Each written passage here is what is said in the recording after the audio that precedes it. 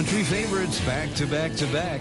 Real Country, 105.5 KD Country.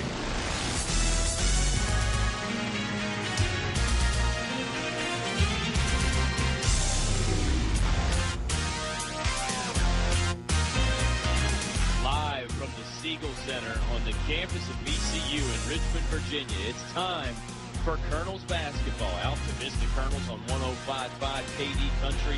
It's state semifinal action. The Colonels back at VCU again for the fourth year in a row. Who would have thunk it, Mr. Briggs? Boy, you lose 5 starters and a Hall of Fame coach, and you make it back to the state Final Four for the fourth year in a row, as the 21-4 Colonels are facing the 22-4 Lancaster Red Devils. This promises to be a good ball game, Kyle. Sure does. We'll have plenty of time to discuss it here on the Subway pregame show. As diehard Colonel basketball fans are used to, I think, Oscar, they're running a little bit behind here at VCU. They try and cram all these games in, and they only allot about an hour and 45 minutes per game. Well, if you've been to a basketball game before, a lot of times you can't get them done that quickly. Then the guys need 20 minutes or so of warm-ups. But, hey, we'll have a little bit of an extended Subway pregame show. We'll have fun with it. The Appomattox Regional Governor's School Dragons and the Fort Chiswell Lady Pioneers are finishing up in front of our eyes right now, and we will also get a chance to hear from the head coach, Troy Harris. Let's do that next on the Subway pregame show. Oh, exciting things to talk about at Subway, the new rotisserie-style chicken that Oscar and I both had. So we'll chat about that, so many more things. It'll be tip-off between the Altavista Colonels and the Lancaster Red Devils in about 25 minutes. You've got yourself a ringside seat on 105.5 KD Country. What do basketball, choir, drama club, and marching band all have in common? They're all high school activities that offer learning opportunities not necessarily found in the classroom. They take up just a fraction of a typical Virginia high school's budget, and they go a long way to giving young people the tools they need to thrive. High school activities, they're more than extracurricular. They're extra important, too. Brought to you by English Construction Company with offices in Lynchburg. I'm Jeff Walker of First National Bank and the manager at our Main Street branch in Altavista. Did you know that local bankers have a lot more at stake in taking better care of you? You see, helping local customers like you be more successful is our only focus, and each customer is so important. So for your small business, construction, and personal loan needs, think of me and think of us first. That's local First National Bank. We'll help you bring home more bacon. Member FDIC, Equal Housing Lender. Finch and Finch Funeral and Cremation Service. A family serving family since 1905. Life is full of opportunities to show someone we love them. One such opportunity is the funeral or memorial service. Finch and Finch helps you celebrate the relationships they shared and honors the memory of your loved one. Finch and Finch Funeral and Cremation Service. A family serving family since 1905. PCM Industrial Services recognizes the importance of high school athletics by sponsoring this award-winning broadcast. PCM Industrial Maintenance and Construction Specialists providing welding, millwright, erection, and fabrication services to all forms of industry throughout the Mid-Atlantic region. From offices in Altavista, PCM Industrial Services congratulates the Altavista basketball teams on another successful season. Good luck in the playoffs. Go Colonels. More live high school sports action on 105.5 KD Country. Subway pregame show returns from the Siegel Center on the campus of VCU in Richmond. It's state semifinal time again, and we're back. That means the Altavista Colonels are back once again, taking on the Lancaster Red Devils. Talking with the head coach, Troy Harris. And Coach Harris, before we review the state quarterfinal game, let me just start it off with a pretty neat feeling to be back here 4 years in a row, huh? Yeah, it really is surreal. Played as a player here, and well, not here at VCU, but in the Final Four when it was at Liberty, and then obviously was a coach under Mike Cardellaro for 3 years straight and several other times too. So yeah, it's a great feeling to get these guys back here, or these guys getting me back here, however you want to look at it. But yeah, I'm just excited and ready to get the game going. Well, you mentioned it, so I'll hold off on the quarterfinal game here in just a second. But 10th state semifinal all-time for the Altavista Colonels. So, yeah, your fourth one as a coach, last 3 years as an assistant and JV coach. Did you play in 2 as a player? Yeah, played in 2 as a player, and it's been more than that, actually. You're right, it has been. I was an assistant in every one of the other ones, I believe. I may have missed one when I was away at college. I can't remember. But timeline's not important. The point is there's a tradition here, and, winning sort of expected from the community and in the town. And I think our team, I don't think we thought that we were going to lose a bunch of games. We just sort of assumed we were going to come back and play. And luckily the guys, played and backed up that assumption. Yeah, they sure did. Let's go to that state quarterfinal game now against Hoehne. You guys came out with great energy in the first quarter. They seemed to battle back in the second quarter, and then in the second half, boy, it was all Colonels all the time. You had to be pleased the way you poured it on there. Yeah, we've been really fortunate to get out to a hot start in the first quarter. It seems since I think we're on a 9-game winning streak. Every game it seems like we're up 11-3 or something like that as soon as the bell tolls, and we really come out and go. And then we have to hold off a late rally. It seems like in the second and fourth quarter every game, but luckily we built ourselves that cushion to get ahead, so a late rally from the other team doesn't put us under. Well, we've talked about these two guys a bunch on these interviews, but gosh, Nelson Dews and Mateo Malback, they seem to be really taking their game up another level here in the playoffs, Coach. I mean, they just continue to pour in points. The defense is there, and it's not just all shooting. I mean, they're sharing the ball too. Yeah, they're really I thought at the beginning of the season we'd have a 3-headed monster, and Josh is the one included in there with those 3. But those 2 have really stepped their game up defensively, getting a bunch of steals and a leak-out layups. Mateo fed off those against Hoehne, and offensively as well. Yeah, they're really stepping up their game at the right time, and I think we're peaking, and we've been peaking for a while, and there's no sign of a slowdown. Well, let's talk about the opponent here today, the Lancaster Red Devils. They're a team that's got a pedigree a little bit like you guys. They've been around in a bunch of these state tournaments. I think they beat Dan River back in 2012 for a state championship. So they've been around, maybe not necessarily this group, but it is a quality basketball program, right? Oh, yeah. At this point in the state Final Four, there is no bad team left. If you got a bad team left, that says a lot about what's going on in the state. So, yeah, they won the state championship in 2012, so they're not too far removed from, a lot of success. And they're always one of the teams at the beginning of the year, you're like, who's coming out of that side? And Lancaster's one of those, 2 or 3 you circle. So it definitely will be an easy matchup. We got our hands full. They're very athletic. They switch defenses, it seems like, on the fly. I don't know how they keep up with it. I can't.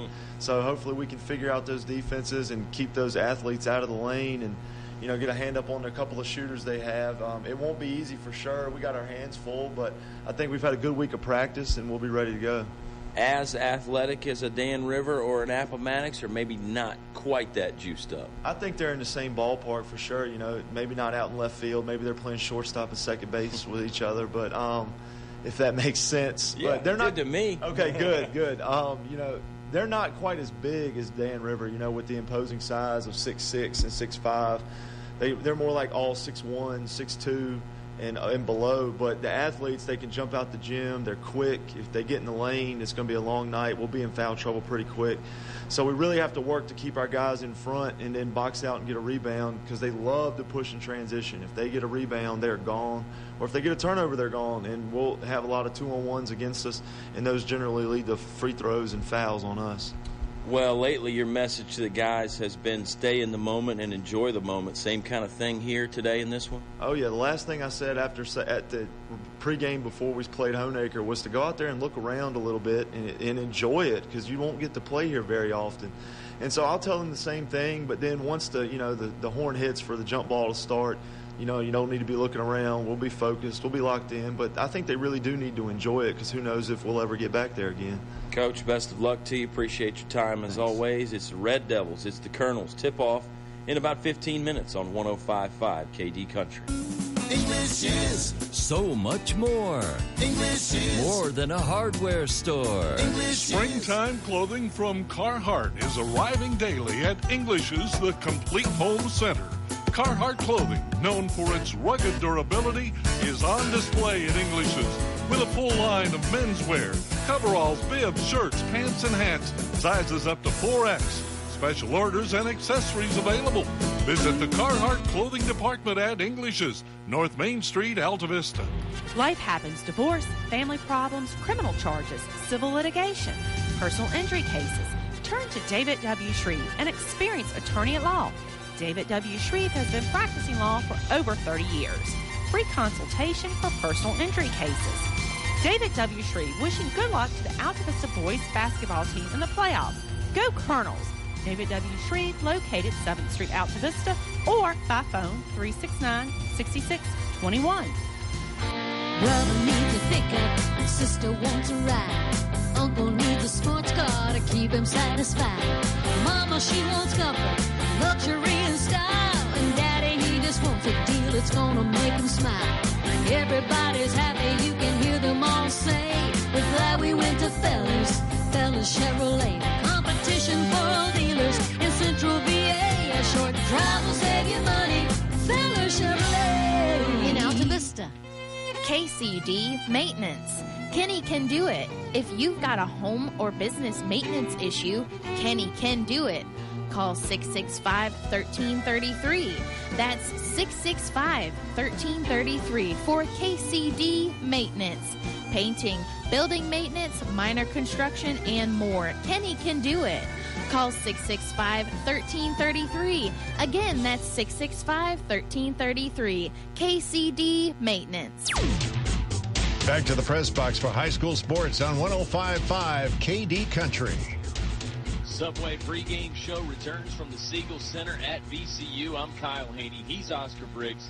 You've got it tuned in to Altavista Colonels basketball. It's a state semifinal against the Lancaster Red Devils. Big OB, we just heard some thoughts there from Coach Harris about the state quarterfinal win. Let's recap that one just a little bit for folks that may not have been there or heard it. The Colonels got here with a very nice performance against the talented Hoehne squad. They had to limit the big man Tanner Robinette, although they didn't. You could never completely shut down a great scorer like that. He got his 2,000th point in the game, but the Colonels did a nice job of slowing him down and really keeping the rest of the team in check. It was a good win Saturday at Salem. At halftime, Robinette had 16 points and 10 rebounds and looked like he was well on his way to another dominant performance. But in that pivotal third quarter, even with McClure and Daquan Poindexter on the bench, the Colonels were able to utilize a lot of bench, utilize a lot of people, and really contain him and hold him to 1 point shot from the free throw line. So great job by the Colonels as a team defensively. Also defensively turned up and were able to get in the passing lanes, had a ton of steals, had 12 steals for that game, and that certainly was pivotal in that third quarter as they began to pull away. Sure was. The offensive standout for the Altavista Colonels was Mateo Malback, but he was not alone. Nelson Dews had a nice game the other night as well. Mateo poured in 24, Nelly with 18. The rest of the team didn't do a whole lot, but they didn't have to do a whole lot, Oscar. Those two guys were scoring with such regularity that the other guys could just sort of pitch in when they needed to. Interestingly enough, they had that pile up under the goal that Nelson Dews was involved in. Cameron Hughes was involved in it as well with a player from Hoehne, and then there was a cameraman thrown in there for good measure. Nelly got the nose busted up, and we notice here in warm-ups that he's sporting the old-school face guard that you see one of the NBA guys wear with the black straps and the clear front. So we'll call Nelson Dews the masked man tonight, in addition to just being Nelly that we know and love. Well, and you never know how that's going to affect a player. Sure. We've seen players before start wearing those things and get halfway through the game and peel it off. And, yeah, I think LeBron did that one time. Absolutely, he did. And, I'm sitting here watching Nelson. Is he going to affect his shot? He's drained 4 in a row from three-point land, so maybe that bodes well that really that's not a hindrance for him. Yeah, Nelson's a gamer. Let's talk about these Lancaster Red Devils after we come back from the timeout. It's the Subway pregame show. Oh, yeah, Oscar and I got to tell you about the brand-new rotisserie-style chicken. Fabulous stuff, Oscar. Good you stuff. And I went in there together. We had a nice little send-off from Robert Adams and his crew on our way up here to Richmond. And, they've got the new thing, and you and I are always trying to try new things. We always encourage each other, and you kind of looked at me and said, are you going to try it? And I think I did the old, if you try it. So we both got it, and, it was really good. I got a foot-long. You went with a different route. You went with a 6-inch, which you made it a deluxe, so we actually ended up having the same amount of chicken on there. Yeah, less carbs. Less carbs. Smart eating by you. He's a high-performance athletic machine, folks. Don't let his age and wisdom fool you. Subway pregame show rolls on right after this. The Altavista Colonels set to tip off against the Lancaster Red Devils in about 15 minutes You can hear it all live on 105.5 KD Country. Hey, this is Mitch at Altavista Appliance Home and Lawn Center. Come check out our large selection of appliances, furniture, mattresses, and lawn care equipment. We carry top brands such as Frigidaire, Whirlpool, Samsung, Maytag, Speed Queen, Best Home Furnishings, Bassett, Ashley, Sealy, Sierra Sleep, and a full line of Husqvarna products. With 0% interest for up to 48 months and customer service you can trust, we will make your buying experience easy and affordable. So come on down and see us today at Altavista Appliance Home and Lawn Center, 606 7th Street, Altavista, Virginia. Recognized for outstanding service and customer satisfaction, Sonny Merriman Incorporated is Virginia's platinum service Thomas-built bus dealer. As Virginia's oldest and most experienced bus distributor, Sonny Merriman Incorporated has been providing buses to schools, churches, medical facilities, and transit agencies for 50 years. Sonny Merriman Incorporated recognized the Altavista boys and girls basketball teams for their outstanding season and wishes them good luck in the playoffs. Go Colonels! Jumpstart your business on a winning note with the Altavista revolving loan. An opportunity to score big for your company's future growth. Funds available up to $10,000. Loan rate 1% below prime. Check in with Altavista's Economic Development Director, Dennis Jarvis, at Altavista Town Hall. The Altavista Revolving Loan Fund encourages economic development and enhances community vitality, supporting the Altavista Colonels' winning tradition. Some people have never tried food at a Mexican restaurant, so we asked Chad Shelton from Shelton's Plumbing and Heating about his experience. I wasn't so sure what the green stuff was, but they slipped some on my plate one day, and now I won't have a meal without guacamole. Still can't spell it. At El Cazador Mexican Restaurant, if you have questions, they give you the answers in English. Mexican and American foods, affordable prices, and fast service. Try it today. El Cazador, Main Street, Altavista. Your high school sports station with award-winning coverage on 105.5 KD Country. Oh, the Subway pregame show is always a blast as Oscar and I transition our location just a little bit. Don't know what your location is. Don't know if you're in Central Virginia listening with a bunch of Colonel fans. Maybe you're in Manhattan listening like former Colonel Jay Rosser, or across the pond in France like Jeremy Booth tuning in to the Altavista Colonels. Wherever you're at, we hope your location is fabulous, and we're glad you're along for the ride. Yeah, I think my sister's a little bit south of London is listening. Go. So, how's the weather out there south of London? Not as nice as it is in Virginia. Not good. It's fabulous out there today. Maybe you're listening outside while you're doing some yard work. The Altavista Colonels set to take on the Lancaster Red Devils. It is Altavista's 10th, count them, 10 all-time state Final Four appearance. Let's tell you about the Red Devils. They're 22-4. They beat Eastside 55-52 in the state quarterfinal to get into this game, Oscar. You and I were discussing that on the ride up. They trailed for the better part of that ball game. They were down 5 with 2 minutes to go. Somehow battled back, found a way to get in the game and win it. Well, that's exactly right. They did trail for that pretty much the entire ball game, and they had a big defensive play by Rasul Henderson that made the difference, and was able to score, get a three-point play, and that turned the tide and allowed them to hold off Eastside and advance to the state Final Four. This is a very athletic team. This is an athletic team. You heard Coach Harris say that in the pregame show interview. They can get up and down and run with the likes of Dan River and Appomattox. Now, he commented not the size that those two ball clubs have, but as far as just foot speed, agility, and flat-out way they can run you out of the gym, they rank right up there with those guys. They had a tester in the first round of the region as well, Oscar. They had a 1-point victory over Middlesex, 47-46. So, you're talking about slim margins there. This Lancaster team maybe feels like they're playing on borrowed time, or maybe they don't even care about those games. Well, maybe they feel like, hey, we're here now. It doesn't matter if we won by 1 or 40. We're here now. And there are some common opponents that we need to talk about. You talk about Matthews, and Lancaster beat them 61-52 and 58-40. Looking down, I thought that they played, I guess that's it really for common opponents. Northumberland. There you go. Yeah, I knew there was another one. That's what you pay me the big bucks for. They beat Northumberland both in their conference tournament and then also in the region tournament, third place game. Of course, Altavista is the 1A East Region champ. They're also the Conference 44 champions. They're also the reigning and defending three-time back-to-back-to-back state champions, and that's maybe the biggest storyline of all, is the Colonels would be going for a fourth state tournament, but a fourth state title, pardon me, but they do have to get there. They have to win this one first in the state semifinal. Well, the Colonels had really amped it up and turned the corner here in the playoffs in their 6 games. In the regular season, they were averaging 51.9 points a game. Now they're at 61.8, so really a 10-point difference. Their opponents were scoring 44 a game during the regular season, so 44 against 51-4, so pretty close. Their opponents are only averaging 40, so they certainly turned up the defensive intensity here in the playoffs as well. They're on a 9-game winning streak coming into this ball game. Last loss was Appomattox back on February 2nd. They actually lost 2 out of 3 at one point, Oscar. They lost to Dan River in that stretch as well. But now the Colonels seem like they have everything solved and they're playing well, but a different puzzle to figure out on the hardwood tonight with the Lancaster Red Devils. Our sound engineer is Eleanor Hoehne. She's probably doing fabulous as always and working hard to make us sound good.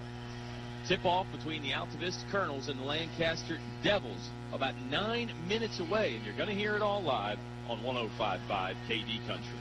Hey, Oscar, my insurance situation isn't too good. I need to find somebody new. Just call Mike Kinlaw. I've been a customer of his for over 20 years. Mike Kinlaw, huh? I always knew he was a big Colonel fan. Well, he's an independent insurance agent, so he can shop around and make sure you get the best rates. I mean, you can go online and try the Lizard or the guy that wears khakis, but hey, he's an Altavista graduate. He supports the teams. He's involved in the community. You can't get more than that. Sounds like I'm calling Kinlaw Insurance Agency. Yeah, call Mike at 369-5612.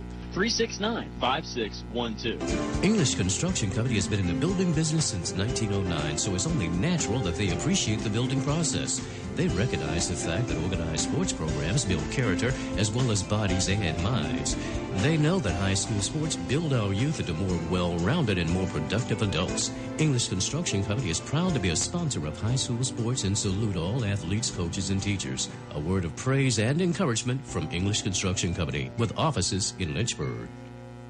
Businesses today are often focused on keeping their costs down, and we can help. I'm Daniel Wheeler with First National Bank, and we have a long history of offering cost-efficient business accounts. Today, we have a wide range of low-cost accounts for any size business. So just ask us about our business economy checking, small business interest checking, or other smart accounts. For progressive business banking, First National Bank will help you with an extraordinary customer experience.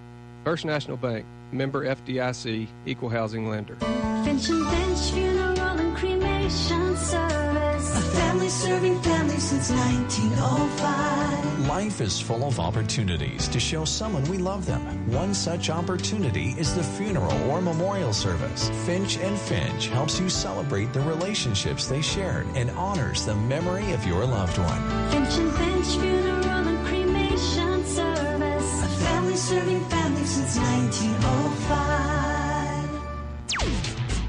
Now back to the action with Colonel Sports on 105.5 KD Country. It's the Subway pregame show. 3 great locations around town to eat fresh.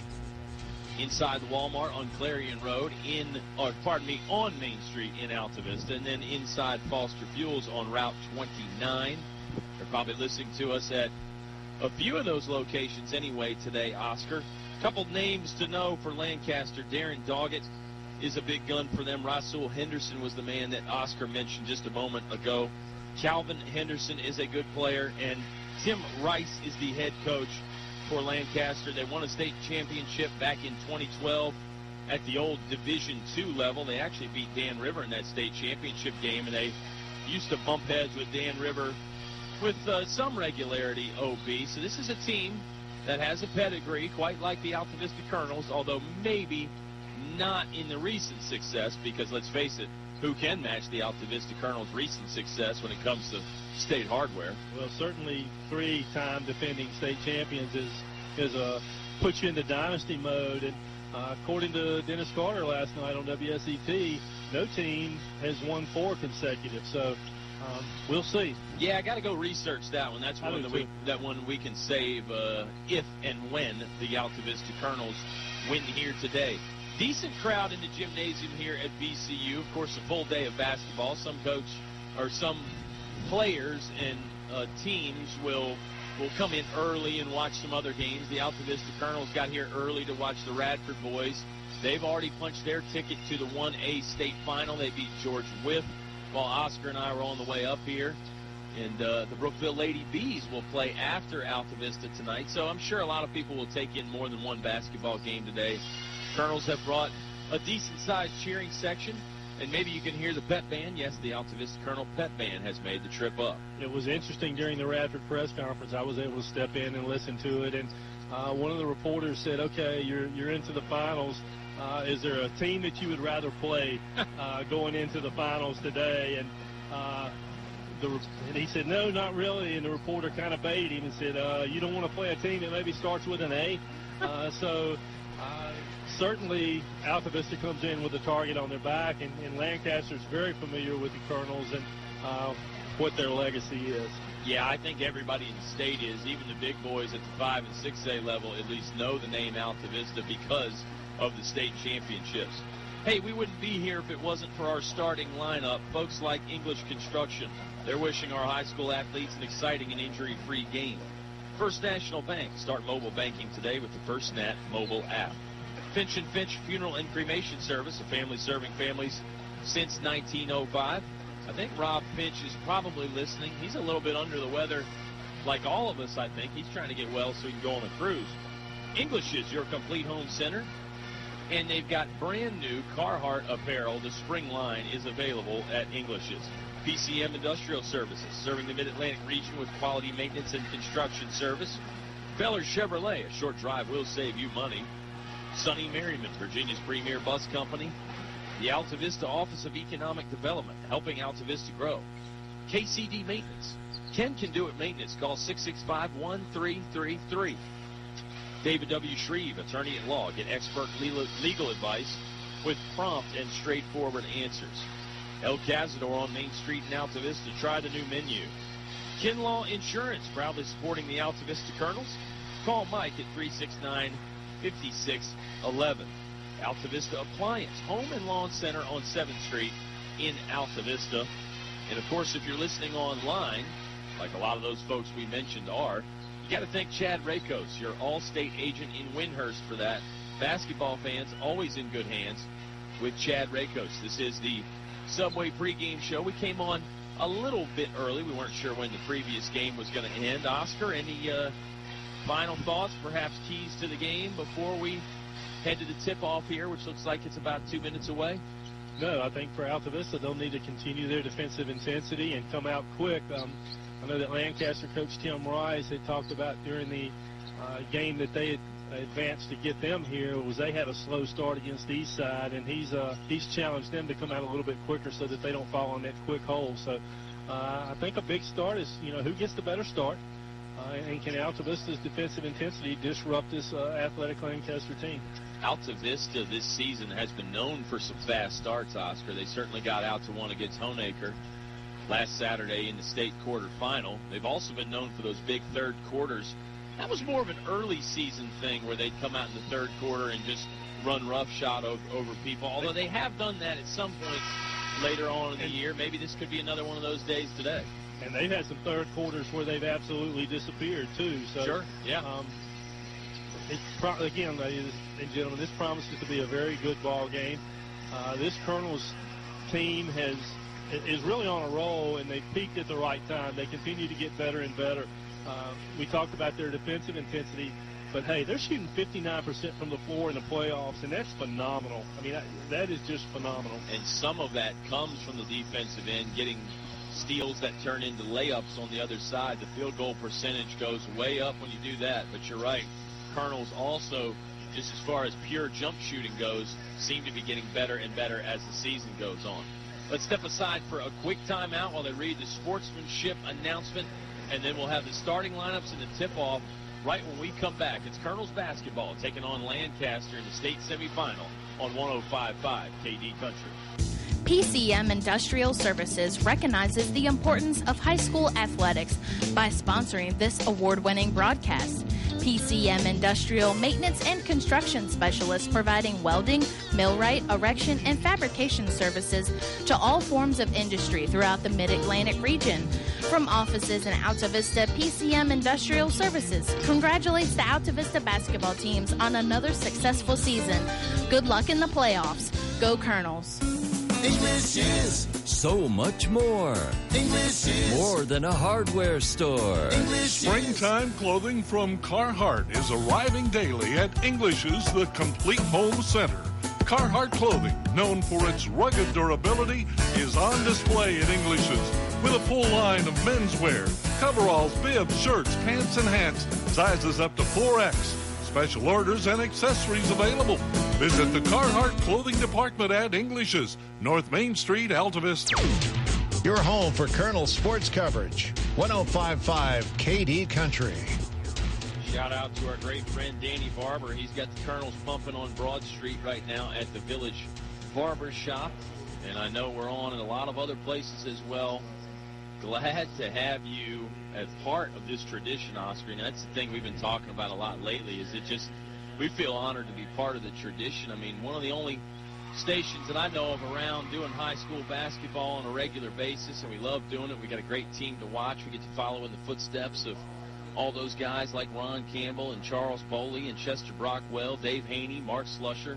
The list goes on there, but we're just another cog in that wheel. You know, the wheel just keeps on rolling. When you talk about tradition, you look up in the stands and you see a lot of ex-Colonel ball players, greats that continue to follow the team and come back and support this group as they drive for their 4th consecutive state championship. Yep, and when they can't come to the game, a lot of them listen. Starting lineups about to get announced for both ball clubs. I will go ahead and tell you right now, though, that the Lancaster Red Devils are in their road reds. They were the 3 seed coming out of the 1A East region. The Altavista Colonels, again, were the champions of the East region. They were the number 1.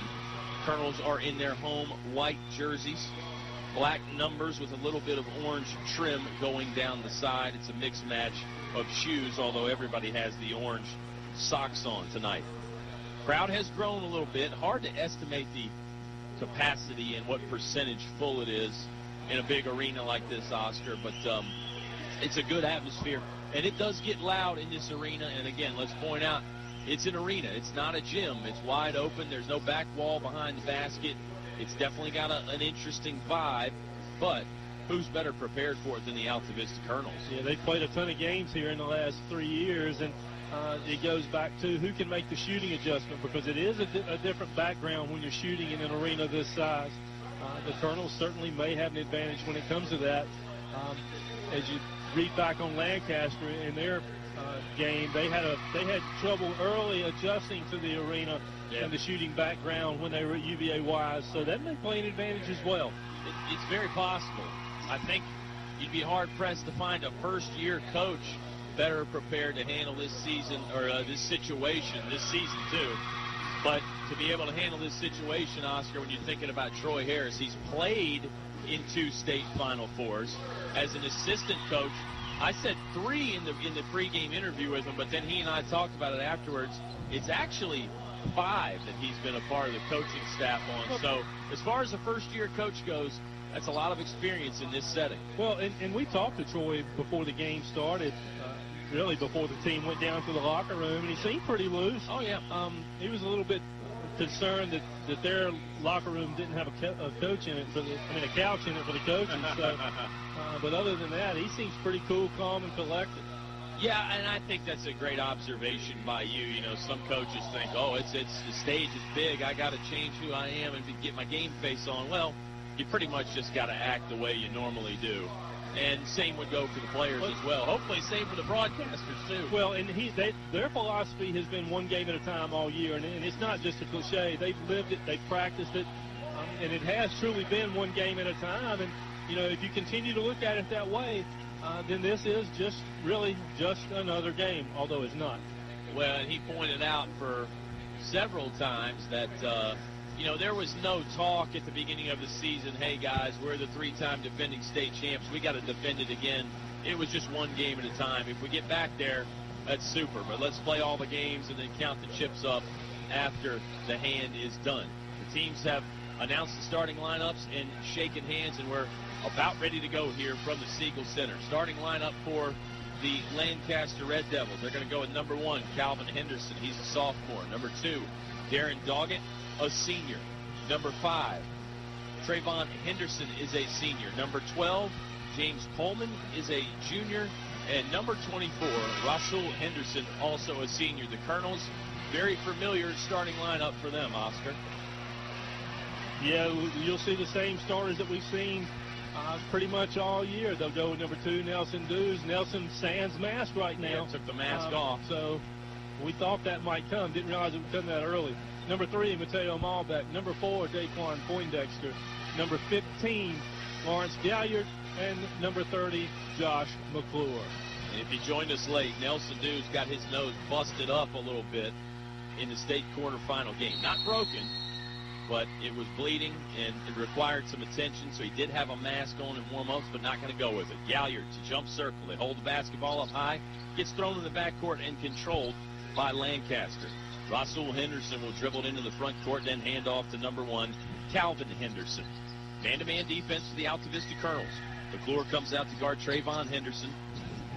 Yeah, that's 3 Hendersons in the starting lineup for Lancaster, so kind of like the old days with Dan River. You can't just say Edmonds. You got to be specific.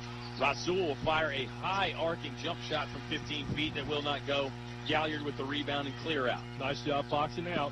Ball had 3 Colonels around it. Altavista on offense, working left to right. Nelly will grab it about 5 feet in front of the half-court stripe. It's a 2-3 zone for Lancaster. Not extended much at all. They're staying inside the three-point ring. Colonels are going to pass around the perimeter, try and figure out a way to attack it. Obviously, you've got your usual 2-3 offense that you use, Oscar, but everybody's slightly different. You got to find out what's open and where the gaps are in that zone. 7:04 left to play in the first, still no score. And this is one of the few teams that we started against that really, after this, has got a pretty distinctive height advantage against. First possession for the Colonels. McClure drives in, going to call him on the traveling. Thought he used the old Euro step, the James Harden-esque move to get around the defender, and the referee did not agree. Maybe he dragged the foot a little bit. That's a turnover. 6:50 left to play in the Englishes. Your complete home center first quarter, still knotted at 0. There's a foul, hand check on Daquan Poindexter. He got his mitts on James Coleman as Coleman was making a move to the basket. Yeah, that'll be a big adjustment, too. Who adjusts to this officiating crew the best as well? A little bit early to tell. Not exactly sure how they're going to call it, but that'll be a big part of this ball game. Yeah, the Colonels have been good about that all year, making that adjustment quickly and playing physical when they need to. Jumper up, no good. Rebounded by Nelson Dews outside the paint. Nelly races it in the front court along the near sideline. Got in trouble. Lancaster is applying a bit of pressure now. Now they'll drop back into 2-3. Mateo Malbeck from NBA distance can't get the jump shot to go. It's patted out of bounds. It'll be Lancaster basketball with 6:17 left to play in the first. Still 0-0. Just like the first round of a boxing match, each team trying to fill each other out. Lancaster in the front court working left to right. Coleman down to Rasul Henderson. Henderson drives the baseline. Nelly had his hands on the hips, and they'll call that a foul. It's the Colonels' second as a team. Nelson's first comes with 6:09 left to play in the Englishes, your complete home center, first quarter. Like you said, that is the second team foul on the Colonels. 6:05 left to play now. We got to keep an eye on that scoreboard. It didn't run for a while on Saturday. Bounce pass inside to Henderson. He got pinned off the backboard. Nice defense by Galliard and McClure to collapse. Here comes Altavista in the front court. Malbeck jogging it in. Picks up the dribble to three-point line. Slings over to Nelson Dews. Back to Mateo with 5:48 left to play in the first. No score. Colonels have had a decent look. Malbeck took a long NBA range three-pointer. But other than that, it's been a lot of passing around the perimeter. Not too many paint touches inside yet for Altavista against this packed 2-3 zone. Colonel's a little bit slow with the swing right now. Maybe the timing of it is a little bit different. I'm talking about the game time starting when we did, although the Colonels did play a day game Saturday. McClure in paint. Can't get the shot to go from the right side. Rebound tap back to Nelson Dews at the free throw line. He lobs down the right wing to Poindexter. Daquan driving. Finger roll finish won't go. Galliard stick back won't go. He's got a second chance. That's ripped out of his hands. They'll call a foul on number 12, James Coleman, as Coleman thought he had the perfect pickpocket take it away. Galliard's going to go to the free throw line and shoot two. The Colonels had 3 opportunities to close out from point-blank range and were unable to do so. Well, like you said, Galliard will go to the line. 5:07 remaining here. Almost 3 minutes, no score yet. Colonels had a couple great chances to score there from really close range, Oscar, but they were certainly contested. Ooh, Galliard didn't get enough on that free throw. Didn't touch the rim. Barely touched the net. It's going to draw the ire of the fans. The Lancaster fans are going to make sure he remembers that one. But Galliard will get another chance, and he can break the 0-0 deadlock here on this free throw. That one does go in. And it's a 1-0 Altavista lead with 5:05 left to play in the first. Rasul Henderson driving, lost the basketball, saved it. It was good defense by Nelly to keep him in front. Calvin Henderson has it now. Henderson wants the defense to move around. Wants the offense to move. Trayvon Henderson will go to the backboard. That won't fall. Chancellor Mormon, who's newly entered into the game, grabs the rebound, hands off to Mateo Malback. Chancellor in for Daquan Poindexter, and that's a common ploy that Coach Harris uses to keep Daquan out of foul trouble. It's Mormon, Malback, Dews, McClure, and Galliard. Nelly for 3. Back of the iron, no good. It was set up well. Spoke looked good, too. Just a little bit strong, and he was out about 4 feet outside out of high school range. Calvin Henderson grabbed a long rebound and never stopped till he got to the backboard. He's fouled by Lawrence Galliard. His shot attempt hit the iron but would not go. That stops the clock with 4:23 left to play in the first quarter. Still a 1-0 Altavista Colonel advantage. It's Calvin Henderson, the sophomore, for Lancaster on the free throw line. And we talked about the we talked about the three-point line here. We talked about it at Salem Civic Center. It's the same here. There's a high school line and then the college line. And the high school line here is in light yellow. The college line is in black.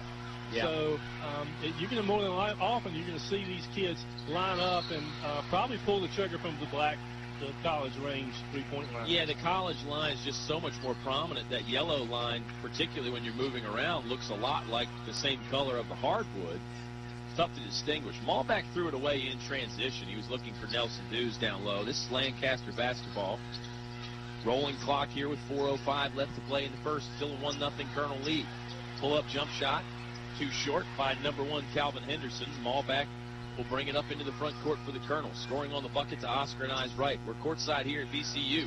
Galliard with a nice little move inside to score. First field goal of the game for anybody comes from Lawrence Galliard. Colonels lead 3-0. All of a sudden, that might change. There's a hoop and a foul by number 2, Darren Doggett. He'll go to the free throw line. He cut into the Colonel lead to make it 3-2. Now he can tie it from the charity stripe. Well, Mateo Malback thought he went straight up, but the referee immediately told him no. Coach Harris is pleading for that as well. We've played 4 minutes and 15 seconds of this first quarter. Mormon had to get on the ground to go after the rebound. He couldn't grab it. McClure came in there to try and rip it away from Darren Doggett. They got Josh McClure with a foul. It's going to be Lancaster basketball. That's that loose ball foul when you're hustling and you just hit the wrong spot at the wrong time. Jamil Redmond in the ball game for Lancaster. On the court for the Colonels, it's Mormon, Dews, Galliard, Malback, and McClure. Nearly went back court. Lawrence Galliard has a steal. 2-on-1 fast break. Lawrence times it up. Right hand finish from the right side won't go. Chancellor Mormon tried to keep it alive with a nice athletic play, but he could not pop it over to Lawrence Galliard, and it went out of bounds along the baseline. 3:35 left to play in the first. It's a 1-point Altavista lead. Well, on this stage, Lawrence has got to be a little bit more focused. He has to finish that. Doggett driving. Scoop lay-in would not fall from the right side. McClure with a nice rebound. Colonel's dominating the boards on the defensive end.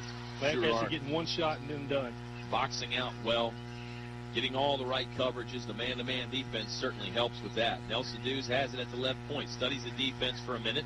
Now gives to Malback. Mateo slashing, fouled. Tried to scoop layup attempt. It never got to the rim. But part of the reason was because Malback got knocked to the deck so hard. Like Mateo was able to penetrate that 2-3, get past the point guard, past that top line of defense, and get into the gap.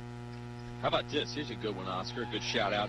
Kenny Bryant, who played for the Altavista Colonels back in 1962, is listening in Gainesville, Florida right now. Hello, Kenny. Thanks for tuning into the broadcast. Hopefully the Colonels can make you proud like you guys did back in the day. 4-2, Mateo sinks the first one. Altavista on top by 2. 3:07 left to play. In the Englishes, your complete home center first quarter. Malback sinks the second one. Substitutes in the game for Altavista. Cameron Hughes in for his first action. Daquan Poindexter returns to the ball game. I'd be willing to bet that Eddie Barnard's listening. I'm not going to take that bet, because I think you're right. Oh, Nelly nearly had a nice interception along the far sideline, but couldn't bring it in. Ended up in the hands of head coach Troy Harris.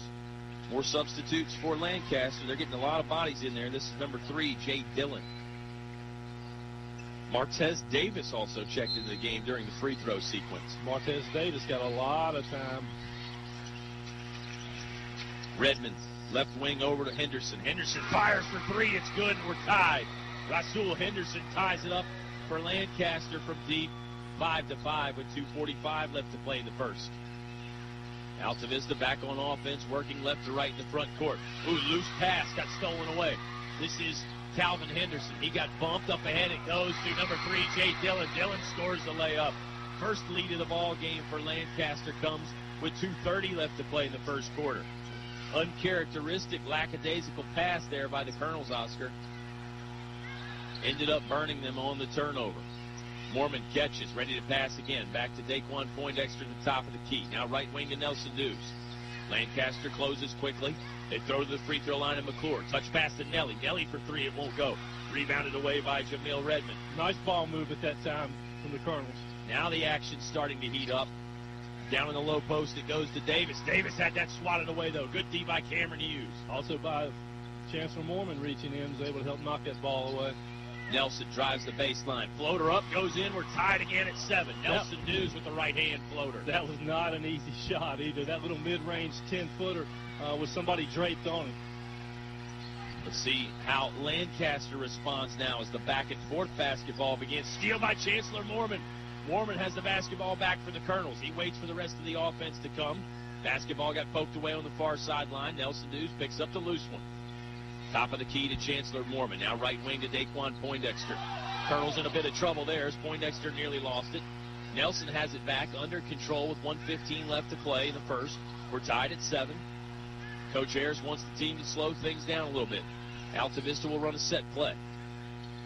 Down in the left corner, it goes to Daquan Poindexter. No dribble yet. Throws it back between the circles to Chancellor Mormon. Mormon circles the D to his right. Now he'll get it back at the right wing and dribble with the left hand, waist high. Under a minute to play in the first quarter. Ball kicked out of bounds. This is going to stay with Altavista. It was a good sequence of scoring there from both teams for a minute, Oscar, and then Troy Harris wanted to slow the tempo just a little bit, urged the guys to be patient. 52 seconds left to play in the first. Colonel's kind of just probing. They've had a couple times where they've been able to flash Josh McClure into the middle of that zone. Josh has been able to get the ball and then rotate back. Nelly going to drive. Jumper from 14 feet goes. Nelson Dews just inside the paint stripe there. Gets it to go with another jump shot. Good first quarter for Nelson Dews. He's giving the Colonels a 9-7 lead. Long three-pointer won't go from the right wing. McClure with a good rebound outside the paint. Here comes Malback in transition. He'll stop momentarily. Now slashing. Up and under scoop lay-in. Will not fall from underneath the hoop. And then there's a foul on Nelson Dews. That's going to be Nelson's. That's going to be on Daquan, okay. I think. Excuse my good call. Sign language. That's Nelson. That's on Daquan, and that's his second. And immediately Chancellor Mormon's back up off the bench. Chancellor Mormon, if you haven't listened to a lot of Colonel's games, he's sort of the super sub for Altavista, Oscar. He can play a lot of different positions. He's a lockdown defender, and he gathers a lot of minutes when guys do get in foul trouble or when the team needs a defensive boost. And Chancellor can score as well, but certainly known for the defense. He's guarding the point guard, Darren Doggett, right now. Lancaster into front court. Quick pass over to the right wing goes to Redmond. Now that's Martez Davis for 3. Spotting up and knocking it down. Another lead for Lancaster, 10-9. Colonel's got to hurry. Only 8 seconds left to play in the quarter. Malback has time to bark out the set play instructions. Down to 2 seconds. Hughes looks up. He'll try a buzzer beater. Hit the backboard, but did not go in. We've played 1 quarter of basketball. Altavista trails by 1, 10-9. Lancaster on top. Second quarter on the way when you come back to 105.5 KD Country. Life happens. Divorce, family problems, criminal charges, civil litigation, personal injury cases. Turn to David W. Shreve, an experienced attorney at law. David W. Shreve has been practicing law for over 30 years. Free consultation for personal injury cases. David W. Shreve wishing good luck to the Altavista boys basketball team in the playoffs. Go Colonels! David W. Shreve, located 7th Street, Altavista, or by phone 369-6621. Your station for high school sports play-by-play is 105.5 KD Country. I'm Kyle Hoehne. He's Oscar Briggs. It's the Altavista Colonels and the Lancaster Red Devils. We're headed into the second quarter. Lancaster with a 1-point lead, 10-9. Oscar, what you see in the first that comes to mind? Well, I think both teams are probing each other. It looks like Lancaster loosened up a little bit quicker than the Colonels did. Colonels still look a little tight to me. Nelson Dews unable to get the three-point shot going. Started pulling up for those little mid-rangers and was able to knock down a couple of those. Nelson's stroke looks good. Yeah, I don't think the team looks bad in any way, shape, or form. 16 fouls already, though, for the Altavista Colonels. That's probably the main cause for concern. Maybe not the usual defensive spark for them, Oscar, but I would imagine that was addressed in the inter-quarter huddle there by head coach Troy Harris. I would agree. 7:45 left to play in the second quarter. Second quarter brought to you by English's, your complete home center. The spring line of Carhartt apparel is here at English's. Galliard steps in and scores. Nelson Dews passed it into him at about 10 feet away from the bucket. Galliard made one dribble and got to the right side of the dish for two. Another long three-pointer up from Lancaster. No good. Good box out and rebound by Josh McClure. Nelson Dews will trot it into the front court. Altavista leading again, 11-10. That's our third lead change. Nelly cans the three-pointer. Nelson Dews from the right wing from about 22 feet scores it. It's a 4-point lead for the Colonels. Their biggest lead of the night, and here's a foul on the other end quickly. Let's see which Colonel they get. There was 3 in the area in the paint there trying to block the shot. It's on number 15, Lawrence Galliard. Boy, in the Colonels, that's the 7th team foul with 7:07 remaining here in the second quarter. Colonels only with 2 team fouls. Nelson has 7 points early. He leads the Colonels and leads all scorers. Rasul Henderson drops in the first free throw. That makes it a 14-11 Altavista Colonel advantage. Colonels in the home whites. We're at VCU in the Siegel Center. Henderson cannot make the second one. Nice job by Galliard to rise up and grab the contested rebound. McClure, or Malback, pardon me, floats and fires for 2 from 16 feet. Now the jump shot starting to work very nicely for Altavista, Oscar. Boy, anytime you hear a Malback floater in the Siegel Center, boy, you have to go back to the Galax semifinal game from last year. Michi's in the house tonight. He scored it last year to send the Colonels into the state championship game at the buzzer. 16-11, Altavista on top by 5. 6:38 left to play in the first. Doggett rises and fires for 2. That won't go down. Another rebound by Josh McClure. The Colonels continue to be good on the glass. A lot of one-on-one activity right now from Lancaster. Not a lot of ball movement. The Colonels' man-to-man defense toughening up. Colonels lead 16-11, being a little bit more patient now. They lead by 5. 6:17 left to play in the second quarter. Nelly will try again. That one hit the side of the iron and pinned off the backboard, but came down to Lancaster. But he came in good flow and he was wide open. Nice ball movement by the Colonels. We'll take that shot. Doggett catches a three-point line drive. Shot no good. There's Josh McClure again on the rebound. He continues just to gobble up boards for the Altavista Colonels. Altavista's going to slow things down again. Lancaster not extending the 2-3 zone past the three-point line. So the Colonels could theoretically hold the ball out there on the perimeter as long as they wanted to. We were praising the accolades of Chancellor Mormon about what he can do and what he can't do and what he can do. And one thing that we didn't mention, he can run the point. Sure can. Turnover there by the Colonels. Nelly never really got a handle on the loose ball. Doggett driving in. It was 1-on-3, and he traveled. Thought he might have taken some contact, but the officials say Doggett lost the dribble before that happened. He started falling before he took the contact, and probably ill-advised. 1-on-3, the Colonels were converging on him. If he could have gotten in the air, he probably would have gotten a foul, but he never got down. He was about just inside the free throw line when he started to tumble. Altavista basketball in the front court. They're scoring on the right-hand bucket. Malback fakes a 3. Now over right wing to Mormon. It's in the hands of Nelson Dews on the left wing. He flips back up to Malbeck. Malbeck gets a defender in the air, trying to go down low to look for Jamal Thornhill, but that's taken away on a steal. Up ahead quickly to Doggett. Doggett finishes with the right hand. Mormon contested it, but didn't want to foul. It's a 16-13 Colonel lead with 5 minutes left to play in the second quarter. Boy, they're out, and it looks like a 1-3-1 now. The defensive change has seemingly got the Altavista Colonels a little flustered. Didn't recognize it right away. On the court for the Colonels, it's Jamal Thornhill, Chancellor Mormon, Nelson Dews, Josh McClure, and Mateo Malbeck. A very guard-centric lineup, if you will, Oscar. Here comes the substitute for Lancaster. They'll send number 3, Jay Dillon, back in. It's a good mix of young and old for Lancaster.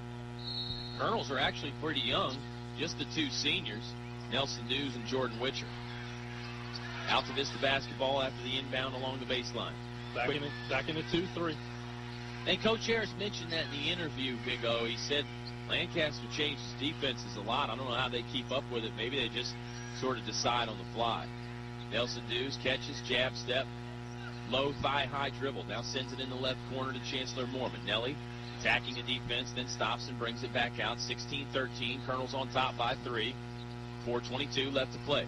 They get it to McClure in the high post. He steps inside. Leaner hit the backboard, but not the rim. Rebound controlled by number 12, James Coleman, for the Red Devils. Coleman in a hurry. Goes to the bucket. Some contact. Gets it to roll. Josh McClure wanted some contact on the other side. Looked like Malbeck had his feet set. McClure tried to do the same thing. All of a sudden, the Altavista lead is back at 1. We've had 2 ties, 3 lead changes already. Chancellor Mormon took a shot. He's going to try and shake that off. High-intensity defense from Lancaster. Oh, good look from McClure to find Thornhill. Thornhill with the finish in the left post. Good job by the Colonels to exploit the defensive pressure, Oscar. Well, if you get past that initial 1-3-1, they trapped in the corner. You can get the mismatch to 2-on-1, and the Colonel eyes usually there. Steal by Nelson Dews. He'll go in for the Snowbird. It's good. Easy lay-in by Nelson Dews gets the Colonels lead back to 5, 20-15. Once again, defense keyed that little spurt from the Colonels. Sure did. Nelson Dews with the game face on, playing defense on Rasul Henderson. Now it's over to number 1, Calvin Henderson. Back to Rasul Henderson on the right wing. It's another steal by the Colonels. McClure poked it away. Thornhill ended up with it. Looked in trouble there as he crossed midcourt, but he found a teammate. Now it's Nelson Dews. Watch out here. If the Colonels launch one of those 3-pointers that they tend to do at these moments, that could really put a hurting on Lancaster. Here it comes from Malbeck. Book it! Mateo Malbeck right on cue. It's like he heard what I was saying, and he spotted up from 24 feet and knocked it down. Boy, you called that. That was spot on. Surprised Tim Rice for Lancaster didn't call a timeout. Yeah. Calvin Henderson going to the basket. He's fouled. They're going to call the foul on Nelson Dews, smack on the arm. That's his second. And to add insult to injury, Nelson got popped in the nose. That's the sensitive nose that got busted on Saturday, Oscar. You think he goes to the mask now, maybe? No. Colonel's up 23-15, leading by 8. 2:45 remaining here in the second quarter. They're going to give him a little bit of time. Nice job of officiating there. Yep. Yeah, it really was. The official held the ball, didn't pass it to Calvin Henderson for the free throw quite as quickly as they normally do. 3 subs coming in for Lancaster. It's number 21, Martez Davis. I tell you, Nelson's got a little bit of blood easing out. He may have to plug it. That's exactly what they're doing now. The official's kind of looking at his uniform. Troy Harris handed him the little nose plug thing. You see wrestlers using those a whole lot. Nelson just shoved it up one nostril, trying to stop the bleeding. Both free throws were converted. It's 23-17 Colonel advantage now after Lancaster cashed in twice from the free throw line. 2:35 left to play in the half. Nelson Dews is staying in the game. He had the basketball for a moment. Now it's over on the right wing to Jamal Thornhill. Ball back, fakes the 3. Defense has to honor that, especially from long range where Mateo can hit. Good job by Josh McClure, continuing to flash into that gap in that 2-3 zone. McClure was in the high post. Now he'll trade places with Cameron Hughes. They switch again. It's Nelson Dews with the basketball at the left point. 2:07 left to play in the half. 23-17, Colonels on top. Scoring on the right-hand bucket. Mateo going to try it again. That one skipped off the iron. Offensive board by Jamal Thornhill, stuck back and in. How about Thornhill doing damage off the bench, O.B.? Boy, once again, this Colonel's bench continues to step up. That's going to be offense. Nice. Great job by Cameron Hughes. How about it? Number 1, Cameron Hughes got his feet set in the mid-post there. Martez Davis gave him the shoulder. Hughes with textbook defense drew the charge. And another bench player stepping up for the Colonels. And that was an obvious call. There was no doubt Cameron was set, and Martez lowered that shoulder, created some space. Mateo Malback driving, floating way up will go, and he's fouled. He ends up bumping into the cameraman. Malback hops up. He's just fine. High fives all around from the teammates. Malback will try and convert the old-fashioned three-point play. Colonels lead by 10 all of a sudden, 27-17. In the blink of an eye, the Colonels are up by 10 with 1:39. Now, this Lancaster team we've seen is not going to go away. They will continue to fight.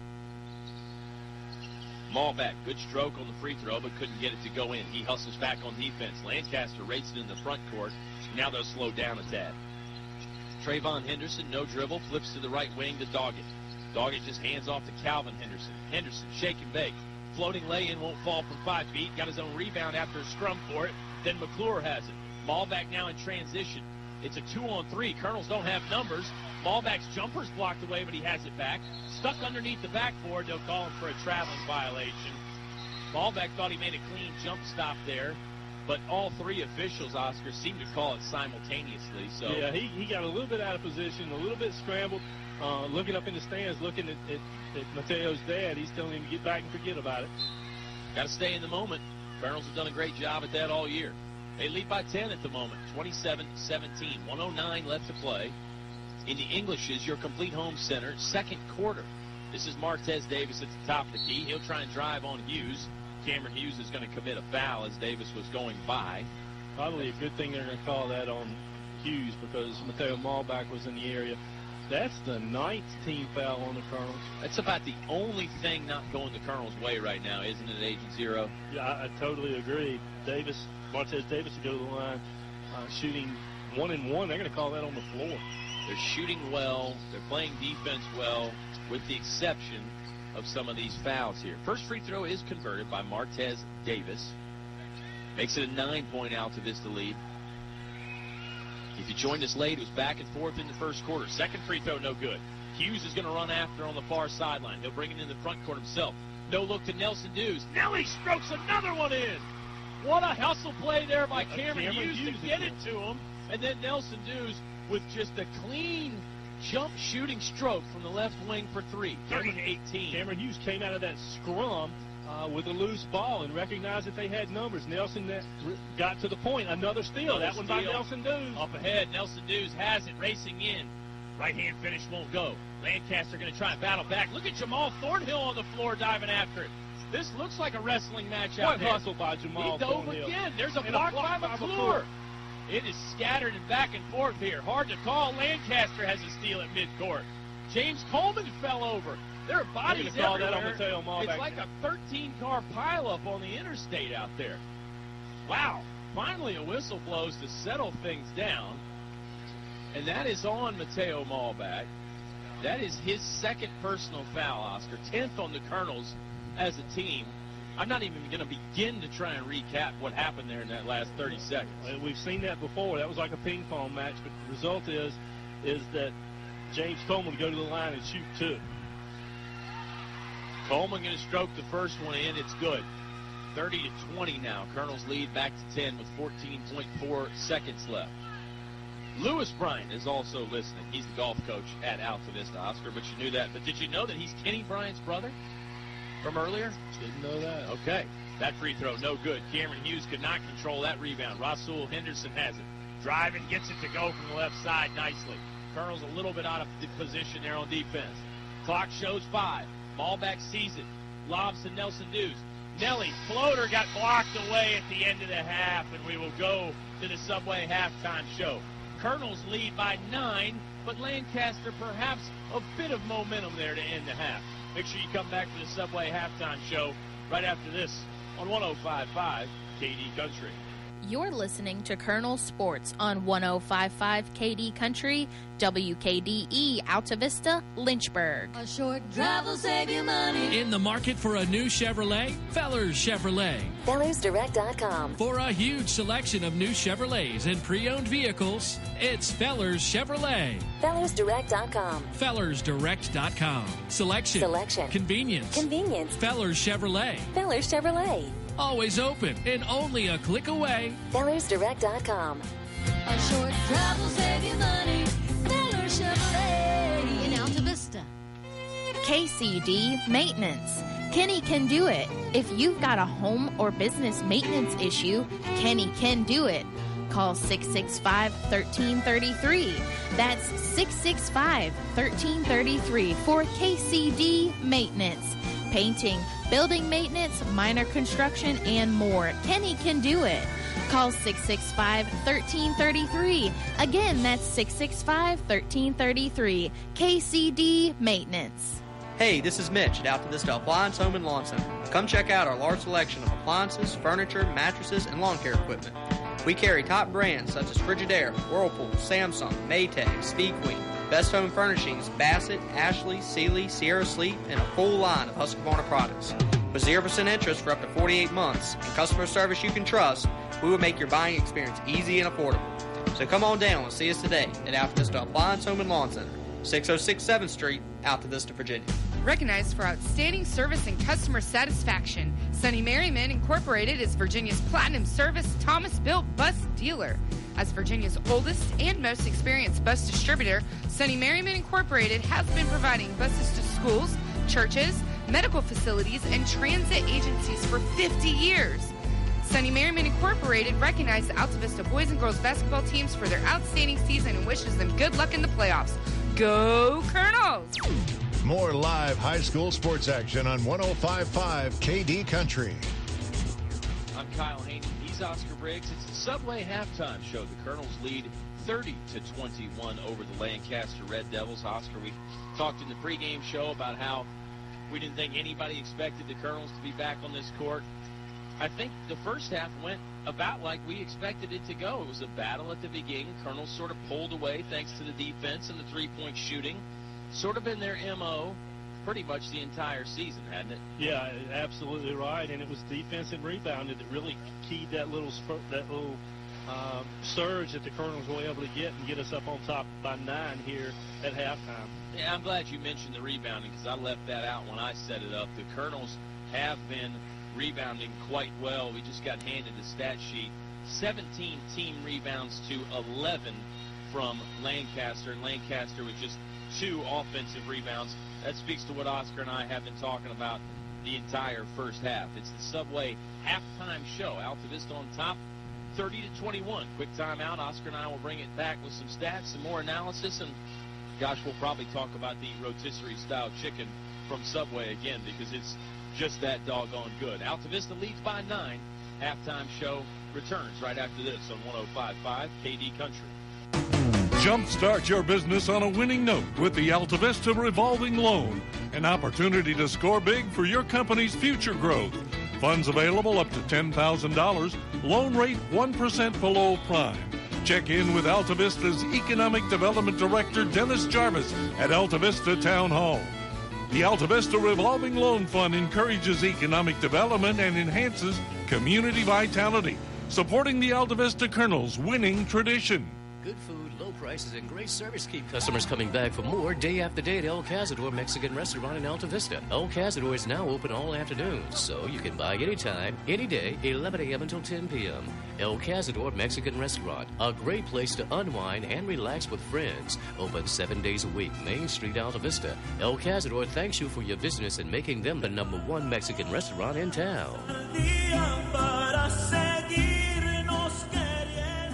Hey, Oscar, my insurance situation isn't too good. I need to find somebody new. Just call Mike Kinlaw. I've been a customer of his for over 20 years. Mike Kinlaw, huh? I always knew he was a big Colonel fan. Well, he's an independent insurance agent, so he can shop around and make sure you get the best rates. I mean, you can go online and try the Lizard or the guy that wears khakis, but hey, he's an Altavista graduate. He supports the teams. He's involved in the community. You can't get more than that. Sounds like I'm calling Kinlaw Insurance Agency. Yeah, call Mike at 369-5612.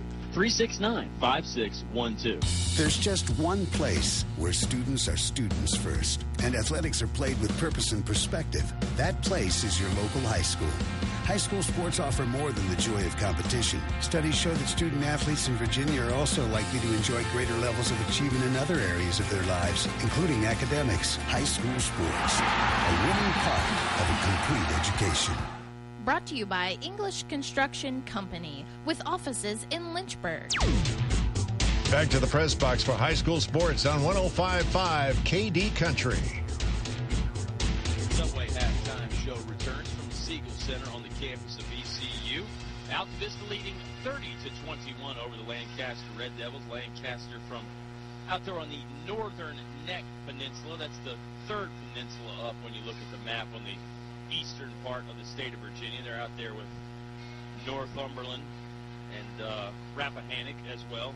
Anyway, enough about geography. Oscar, tell us about some first half stats. We'll run down some scoring. Nelson Dews with 12, Mateo Malbeck with 9, Lawrence Galliard with 5, Jamal Thornhill 4 big points off the bench. Once again, Josh McClure shut out in the first half, yet the Colonels continue to lead. That's a good omen for the Colonels. Lancaster had 6 players that scored. Calvin Henderson with 2, Darren Doggett with 4, Jay Dillon with 2, James Coleman with 3, Martez Davis with 4, and Rasul Henderson led them with 6. Yeah, McClure hasn't been shut out a ton this year. He averages in double figures, 10.4 a game. Rebounding-wise, he averages 8 of those a game. He's well on track for that mark. He's got 6 in the first half, so don't think just because Josh hasn't scored, he's not doing his part. Colonel's out rebounding Lancaster 17-11. And Colonels are shooting 50% from the field, so that bodes well again in the second half for the Colonels. Correct. Let's step aside for another timeout here on the Subway halftime show. Oscar and I will bring it back with some thoughts, and then the second half will be underway before you know it. Altavista 30, Lancaster 21 on 105.5 KD Country. Finch and Finch Funeral and Cremation Service. A family serving families since 1905. Life is full of opportunities to show someone we love them. One such opportunity is the funeral or memorial service. Finch and Finch helps you celebrate the relationships they shared and honors the memory of your loved one. Finch and Finch Funeral and Cremation Service. A family serving families since 1905. PCM Industrial Services recognizes the importance of high school athletics by sponsoring this award-winning broadcast. PCM Industrial Maintenance and Construction Specialists providing welding, millwright, erection, and fabrication services to all forms of industry throughout the Mid-Atlantic region. From offices in Altavista, PCM Industrial Services congratulates the Altavista basketball teams on another successful season. Good luck in the playoffs. Go Colonels. English is so much more. English is more than a hardware store. English Springtime clothing from Carhartt is arriving daily at English's The Complete Home Center. Carhartt clothing, known for its rugged durability, is on display at English's with a full line of menswear, coveralls, bibs, shirts, pants, and hats, sizes up to 4X. Special orders and accessories available. Visit the Carhartt Clothing Department at English's, North Main Street, Altavista. Life happens: divorce, family problems, criminal charges, civil litigation, personal injury cases. Turn to David W. Shreve, an experienced attorney at law. David W. Shreve has been practicing law for over 30 years. Free consultation for personal injury cases. David W. Shreve wishing good luck to the Altavista boys basketball team in the playoffs. Go Colonels! David W. Shreve, located 7th Street, Altavista, or by phone 369-6621. This is 100% convenient mobile banking with local First National Bank. With our FirstNet mobile app, you can securely check balances, make deposits, pay bills, transfer money, and much more. It's easy to use, and we even have a video demo on our website at firstnetbk.com. And it's free, so search FirstNet mobile app and download it for free today. Remember, banking from anywhere, anytime will help you bring home more bacon. First National Bank, member FDIC, equal housing lender. Brother needs a pickup, sister wants a ride. Uncle needs a sports car to keep him satisfied. Mama, she wants comfort, luxury and style. And Daddy, he just wants a deal that's gonna make him smile. Everybody's happy, you can hear them all say, we're glad we went to Fellers Chevrolet. Competition for all dealers in Central VA. A short drive will save you money. Fellers Chevrolet in Altavista. Your high school sports station with award-winning coverage on 105.5 KD Country. Subway halftime show concludes here from VCU, and shout out to everybody working at all three Altavista area locations. Main Street, inside Walmart on the Clarion Road, and then further up the road on Route 29 inside Foster Fuels. They're all pretty big Colonel fans. Oscar, does it sound too simple to say the Colonels just need to keep the defensive intensity on and keep rebounding? I mean, that's pretty much the two big keys, don't you think? The shots are going to fall. I think if they continue to do that, they stand a great opportunity advancing to the finals on Saturday. I'm not sure they need to change up anything too greatly. Just keep the foot on the gas. Maybe you tweak one or two things here or there, some of your defensive matchups. Colonels will start out in the man-to-man. They stayed in the man-to-man the entire first half. Rasul Henderson fires for three. That time he towed the line from the right wing and drained it, so that cuts into the Altavista Colonel lead early. They're still on top by 6, 30-24.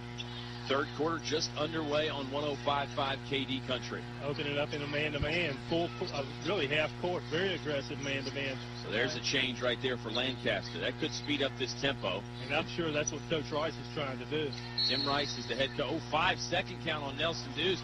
He was not sure that the referee was calling it. The 5-second rule to encourage continuous play, you have to break a 6-foot cushion with that defender or be making a move to the basket or get rid of the basketball. That's only applicable when you have the basketball itself. 7:15 left to play in the third. Colonels lead 30-24. Or you can pick up your dribble, which resets the count, or if you're holding the ball, start the dribble, which resets the count.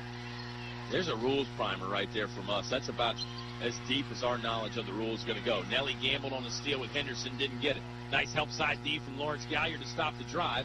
Jump shot wouldn't go in. Henderson got his own rebound. Now it's knocked out of bounds. Last touch off Mateo Malback, so this will stay with Lancaster. They'll inbound with 6:53 left to play in the third quarter. Baseline left. One of the few times that Lancaster gets another opportunity. Nice cut to the basket there. That won't go in. Calvin Henderson has it now. He skies with the right hand and finishes. That will go in. And Lancaster's come out more aggressive here, certainly more aggressive than the Colonels here early in this third quarter. 4-0 opening start for Lancaster. Nelson Dews runs up for the handoff. Here comes the handoff series by the Altavista Colonels. If they can get Josh McClure down on the box. He drives to the hoop. His left-handed lay-in was blocked away. Finish your thought, though. Yeah, they've got a height advantage. They can get McClure and Galliard down on the box and feed the ball into them. They can take advantage of Lancaster's. Poindexter inbounds to Nelson Dews. That hit the side of the iron. Poindexter skied for the rebound. Couldn't come down with it. Trayvon Henderson won that battle. 6:15 left to play in the third. Three-pointer up from Rasul Henderson was long and too strong. There's the steal by Henderson. He sticks it up. That won't go for two. Boy, Colonel's dodged a bullet on that. Colonel's dodged a couple bullets because McClure swung the elbow and caught Calvin Henderson. Altavista might have also been fouled, though, too. I think Calvin Henderson got an Academy Award on that. Malback driving to the hoop. He's fouled. Galliard stuffed in the putback opportunity, but they blew the whistle. That doesn't count. Mateo Malback's going to trot to the free throw line. Stops the clock with just under 6 minutes to play in the third. It's a 30-26 Altavista advantage. Remember, they led by 9 to end the first half. Malback misses the first free throw, a little too strong. Altavista in the home white jerseys, scoring on the left-hand bucket this half. Second one will go. 31-26. Altavista extends the lead. Wide open. We played just over 2 minutes in the quarter. Nice move by Calvin Henderson. You could see that. There was no weak side help as he had a lane, got the corner on Galliard, and there was nobody there to help. They pulled it within 3. Gave a little juke move on there on Galliard to get by. Malback pointing out some directions. He'll dribble to the right, goes to Lawrence Galliard at the top of the key. There's a foul on Trayvon Henderson. just got tangled up with Lawrence Galliard, really, about 30 feet away from the basket. He was about a half a step from having a steal and a breakaway, so Colonels dodged a bullet on that. Again, a little bit lazy with the pass. Starters in the game for Altavista right now. It's Nelson Dews, Mateo Malback, Daquan Poindexter, Josh McClure, and Lawrence Galliard. And this man-to-man is giving them a fit so far here in this quarter. Poindexter driving left. Bumps the defender, and that's an offensive foul. Trayvon Henderson got his feet set. He's got a big smile on his face. That's a foul on Daquan Poindexter. And Poindexter immediately walks over to the bench, and Coach Harris sends in Chancellor Mormon. That is Daquan Poindexter's third team foul. Daquan came to a stop and pretty much went straight up. I'll disagree with that call. Lancaster in the front court quickly. Coleman over to Russell Henderson. Now it's Darren Doggett. Doggett guarded tightly by Chancellor Mormon. Back up top to Trayvon Henderson. He's guarded by Josh McClure. Now it's over on the right wing. Mateo Malback gambled on the steal. Didn't get it. Floater up from Coleman will not go. Rebound is loose. Nice job by Chancellor Mormon to control and get the Colonels the basketball. Colonels have got to solve this man-to-man defense and feed the ball in to their big guys.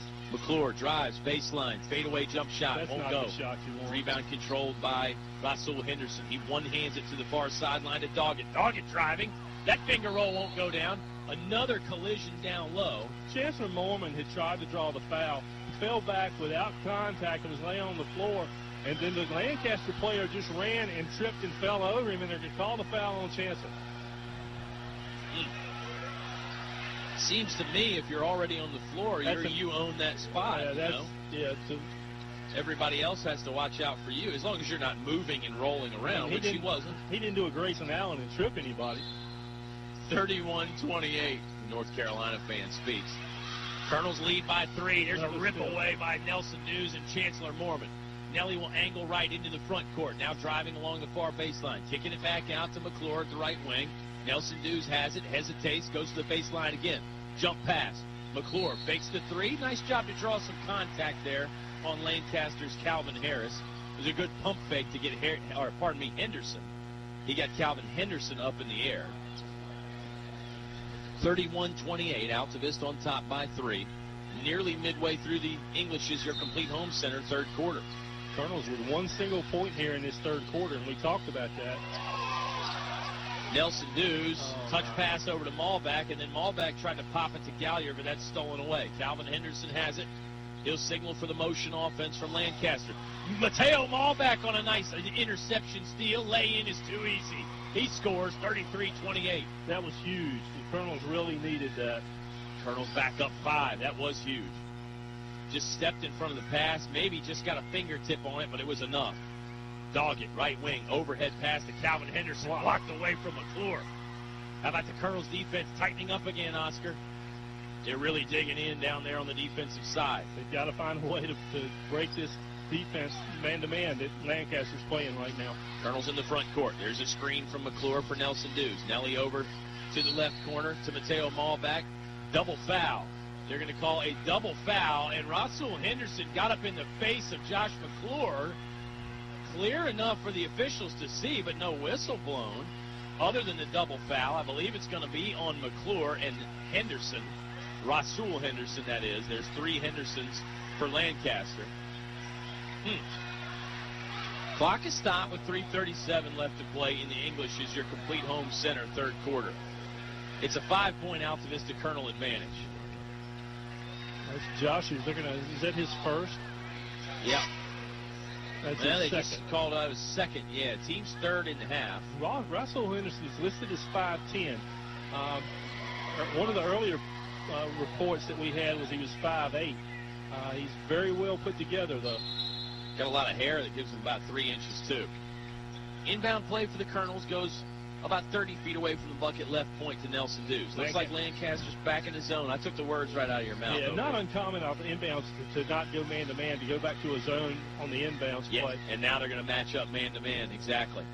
Hughes drives the defense, gets to the right edge of the paint. He is just thrown to the deck. That's a foul. He was in the act of shooting, so he'll step to the charity line with 3:20 left to play in the third quarter and a 5-point Altavista Colonel lead. And after that little exchange between Henderson and McClure, you're probably going to see a little bit quicker whistle here. as we go down the stretch. 3:20 again remaining here in the third quarter. Who does it benefit, or does it not benefit anybody? I think it benefits the Colonels. Cameron Hughes drains the first, 34-28. Third quarter presented by English is your complete home center.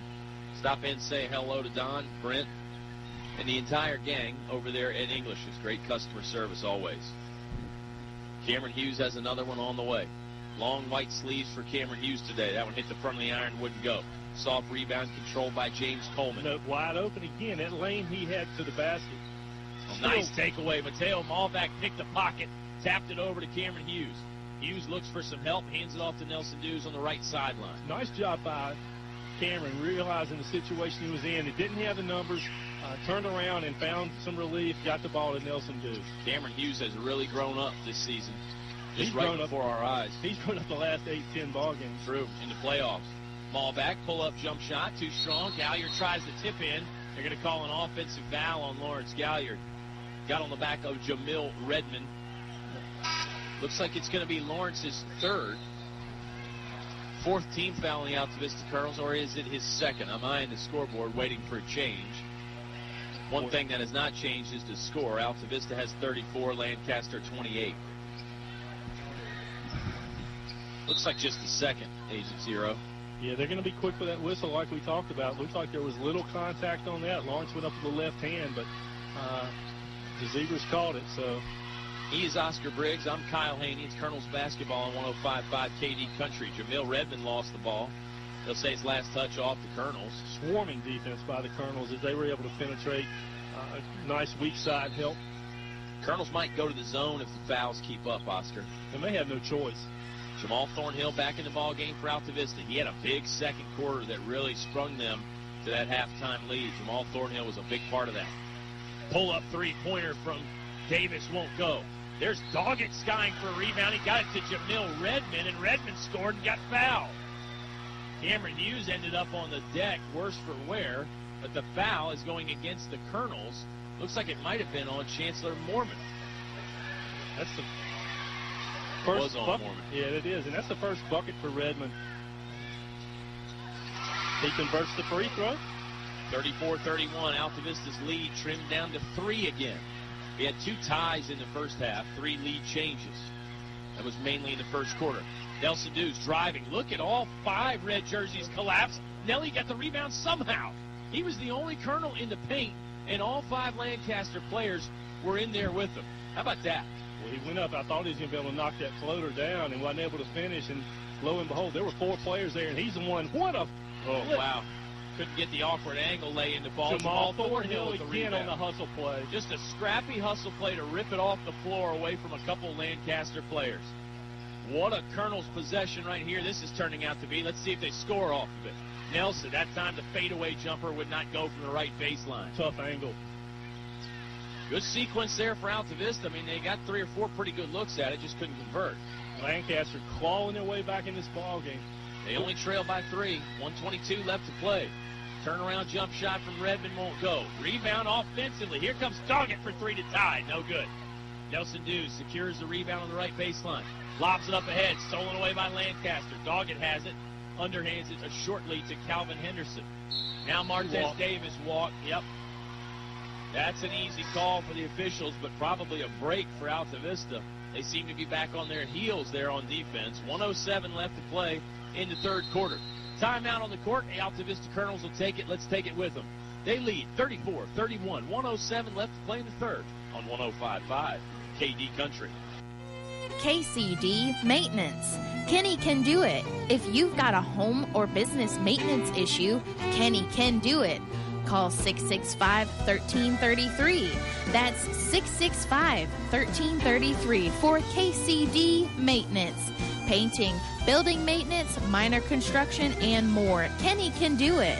Call 665-1333. Again, that's 665-1333. KCD Maintenance. Now back to the action with Colonel Sports on 105.5 KD Country. The Altavista Colonels 34. The Lancaster Red Devils 31, but clawing back in it. They trail by 9 at the halftime break. Third quarter has been I won't say dominated by Lancaster, Oscar, because it hasn't been domination, but they've clearly been the better team for the first 7 minutes of this second half. Well, certainly the game's gotten a little bit more physical, and with Altavista's size, thought it might benefit them.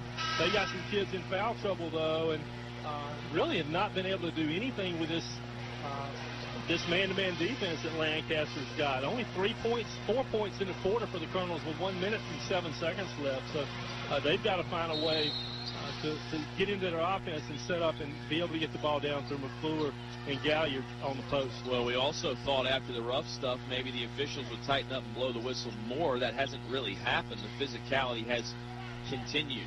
Altavista basketball in the front court, scoring on the basket to our left. We're courtside here at the Siegel Center on the campus of VCU. Galliard will turn around and hand it off to Daquan Poindexter on the far sideline. He'll dribble left, now hand off to Nelson Dews, who is coming from the left. Nelly shields the defender away from the ball with his body. He'll use a maul-back screen and now just slow it down and hand it off to McClure. McClure double-teamed on the sideline, bounces to Nelson. Nelson had to save it inbounds. He did so by throwing it off Lancaster player Santise Ball. 27 seconds left to play in the third. It's a three-point Colonel's advantage. A bucket here at the buzzer would be big. Galliard lost it on the inbound, but it was tapped out of there by Martez Davis. Martez Davis is pretty quick. Yeah, he's a good-looking player. He's only a sophomore. Poindexter inbounds to Galliard. Davis is going to get called for the foul. He just had one arm draped around Lawrence Galliard.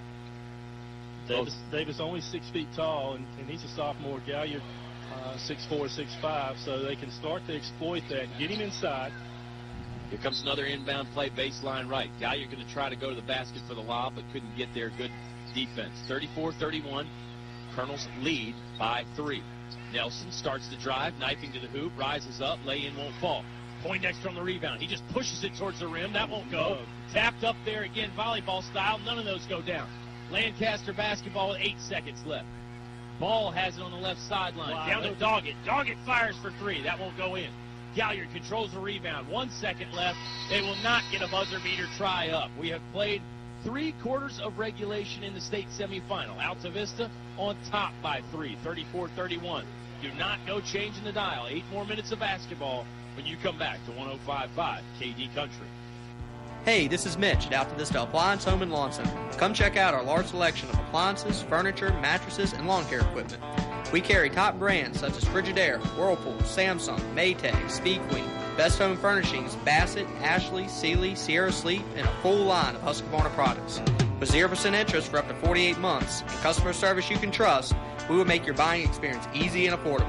So come on down and see us today at Altavista Appliance Home and Lawn Center, 606 7th Street, Altavista, Virginia.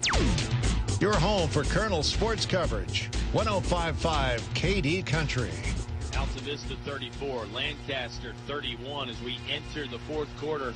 Oscar, we said at halftime if the Colonels stayed solid on the glass and kept up the defensive intensity, they'd be okay. Is that the reason why Lancaster has cut into this lead here? Did they not do those two things? Boy, I think on the offensive end, certainly Lancaster was able to hit the boards a little bit harder than the Colonels did in the first 2 quarters. And the Colonels really never answered that man-to-man that Lancaster threw at them. So. Yeah, the defensive change from the Red Devils was big. Colonels still lead the rebounding battle 27-22. But Lancaster, more rebounds in that third quarter. Lancaster outscored Altavista 10-4.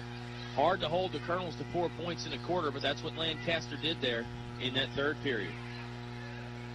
Back in that man-to-man.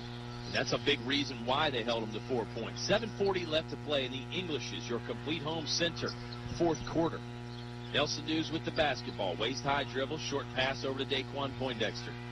Quan, he'll chest pass it back to Nelson Dews. Nelly from the left point. He's about 35 feet away from the basket. Closer to me and Oscar than he was the basket. Now it's McClure at the free throw line. Josh, up and under move, floater.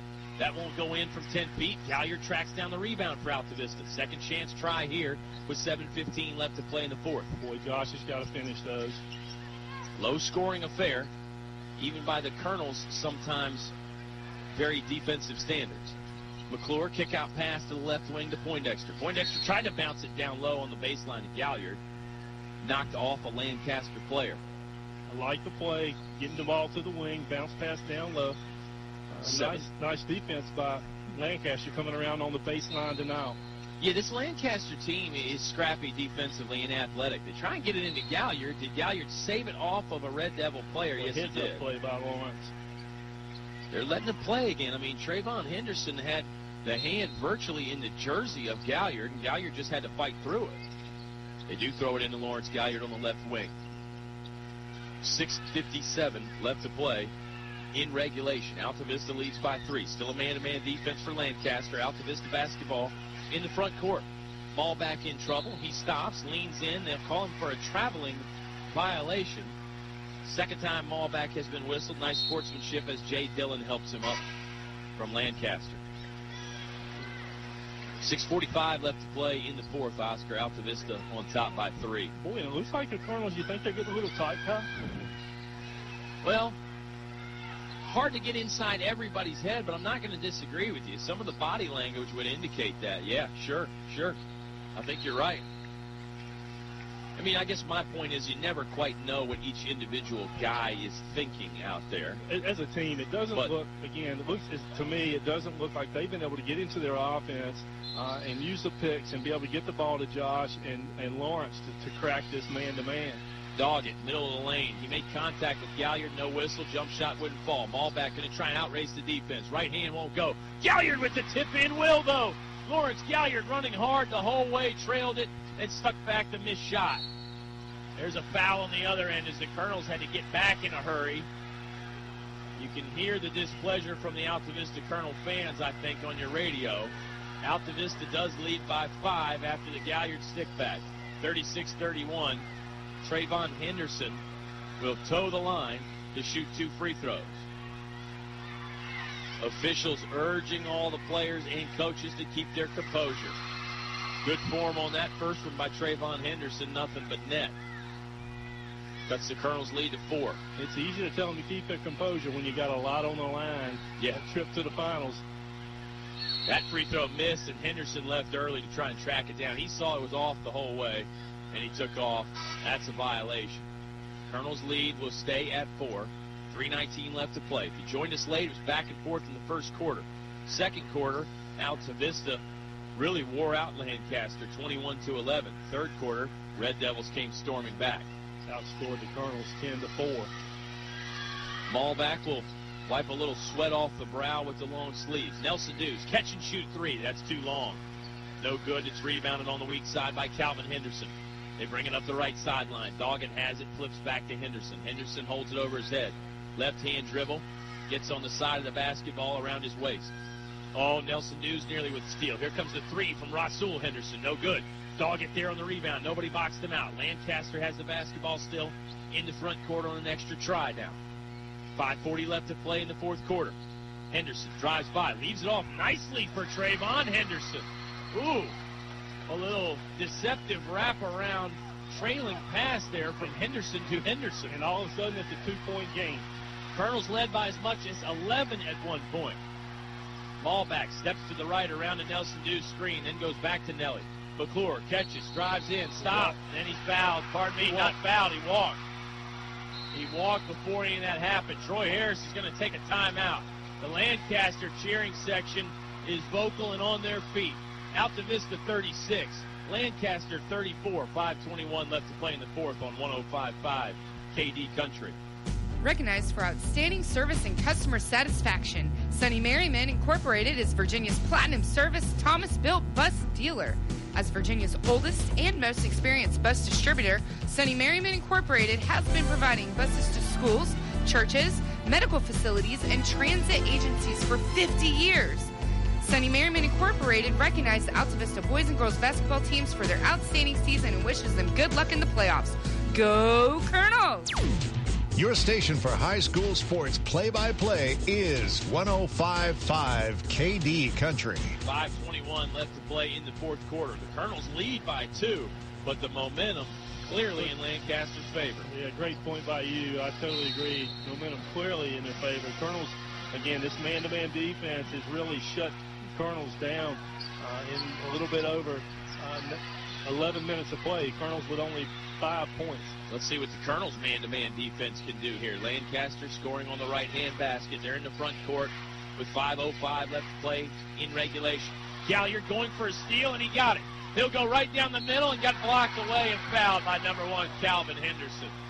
I think ideally Lawrence Galliard wanted to dunk it, but he was going to take 2 points any way he could get it. Then Henderson came in and changed that scenario with a foul. Well, nice foul by Henderson, too. He clearly went for the block, thought he got the block clean. But you're going to make Lawrence Galliard, who ordinarily would flush that, go to the line and make it, earn it at the free throw line. Yeah, you got to make him earn it. Colonels have been 60% from the line as a team in the playoffs. The regular season number is similar. Galliard does sink the first to expand the Altavista advantage back to 3, 37-34. 4:58 left to play in regulation. Fourth quarter brought to you by English's, your complete home center. Second free throw doesn't go. It's rebounded by James Coleman from the Red Devils. Lancaster in the front court. Henderson has it far sideline. Top of the key now to James Coleman. Coleman in trouble. Picked up the dribble, threw it over to Darren Doggett. Now it's over the right wing to Rasul Henderson. He'll drive, tried to bounce, hit the feet of Galliard. Tim Rice, the head coach for Lancaster, wants a kick. His team has it back anyway. Calvin Henderson's floating lay-in won't go, but the stick back does. That's number 5, Trayvon Henderson. Colonel's lead is at 1 now, 37-36. Coach Harris urging his guys to play with some composure. Malbeck driving, offensive foul. Oh, man. Well, Colonels are clearly flustered here. Number 5, Trayvon Henderson took the charge. Again, I hate to belabor the point, but this man-to-man defense, the Colonels have yet to find an answer for it. Lancaster can take the lead on this possession. And I like the adjustment Troy Harris has made defensively. He's got Chancellor Mormon, his lockdown defender, on Rasul Henderson. Colonels trail by 1. Malbeck fell down momentarily. Hustled back to get a steal. Wow. What a great play by Mateo Malbeck. He was on the ground a split second before he got that steal.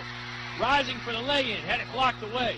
Henderson up ahead to Doggett. Doggett has to track it down, and then he's plowed by McClure. Not intentionally.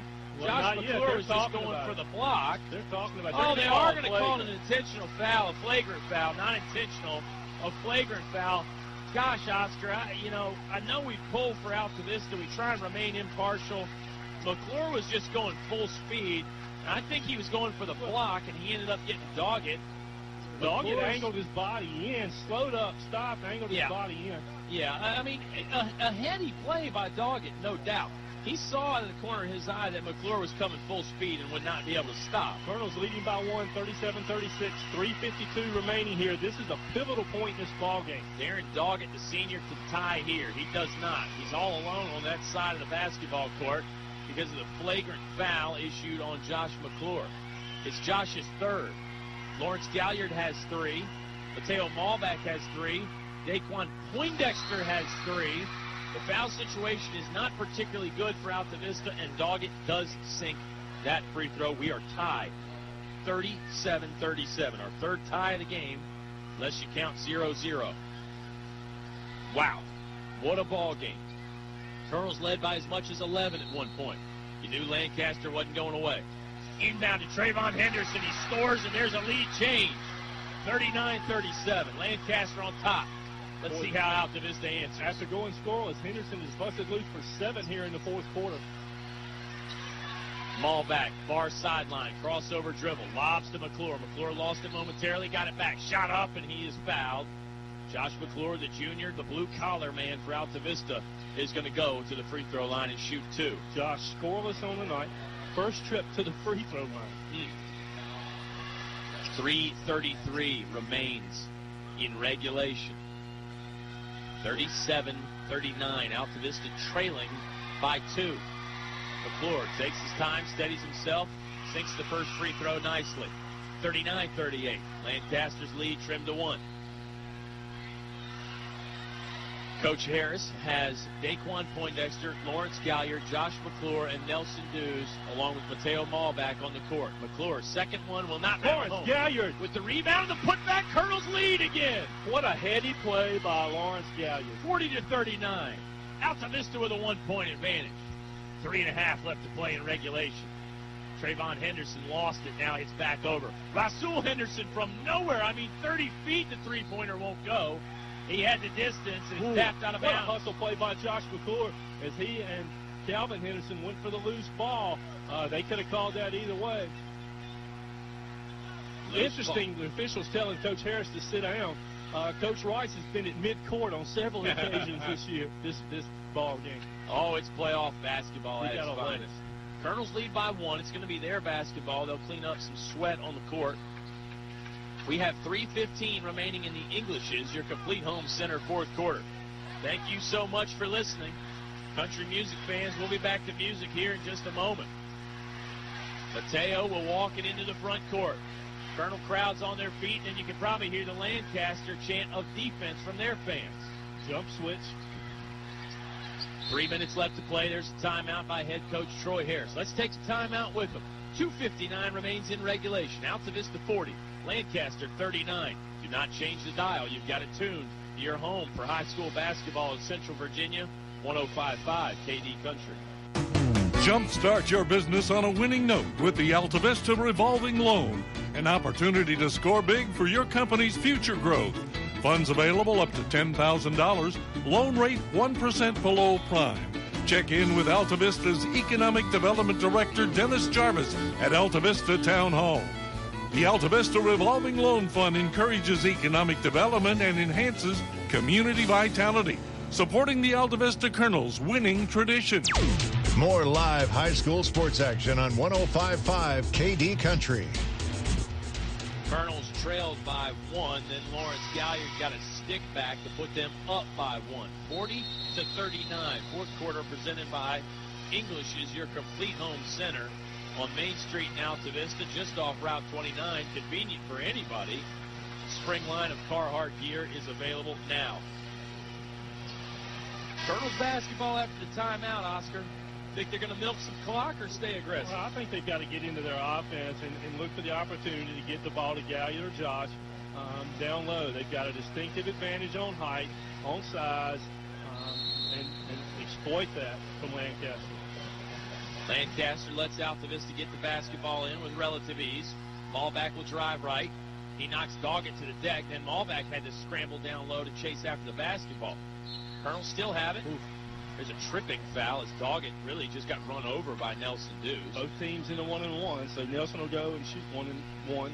Not the worst person in the world to have on the free throw line. Everybody's still standing there over on the sideline. Clearly a crew that gets the state semifinal game knows that they have 9 team fouls, right? Lancaster? Yeah, now Nelson trots over there. They're doing some housekeeping. There were so many bodies on the floor on this trip down that they've got to get some of the moisture up off the floor. Nelson Dews is 66% from the free throw line on the year. He's made 47 of them. Nelson probably thinks that percentage should be a little bit higher. Nelly in the game tonight has 12 points. And he's going to look to add to that total here and hopefully create the advantage for the Altavista Colonels, expand the advantage for the Altavista Colonels. First one's up, no good. Lead will stay at 1, 40-39. Lancaster rebounds, and they're on the attack. Calvin Henderson walks it into the front court.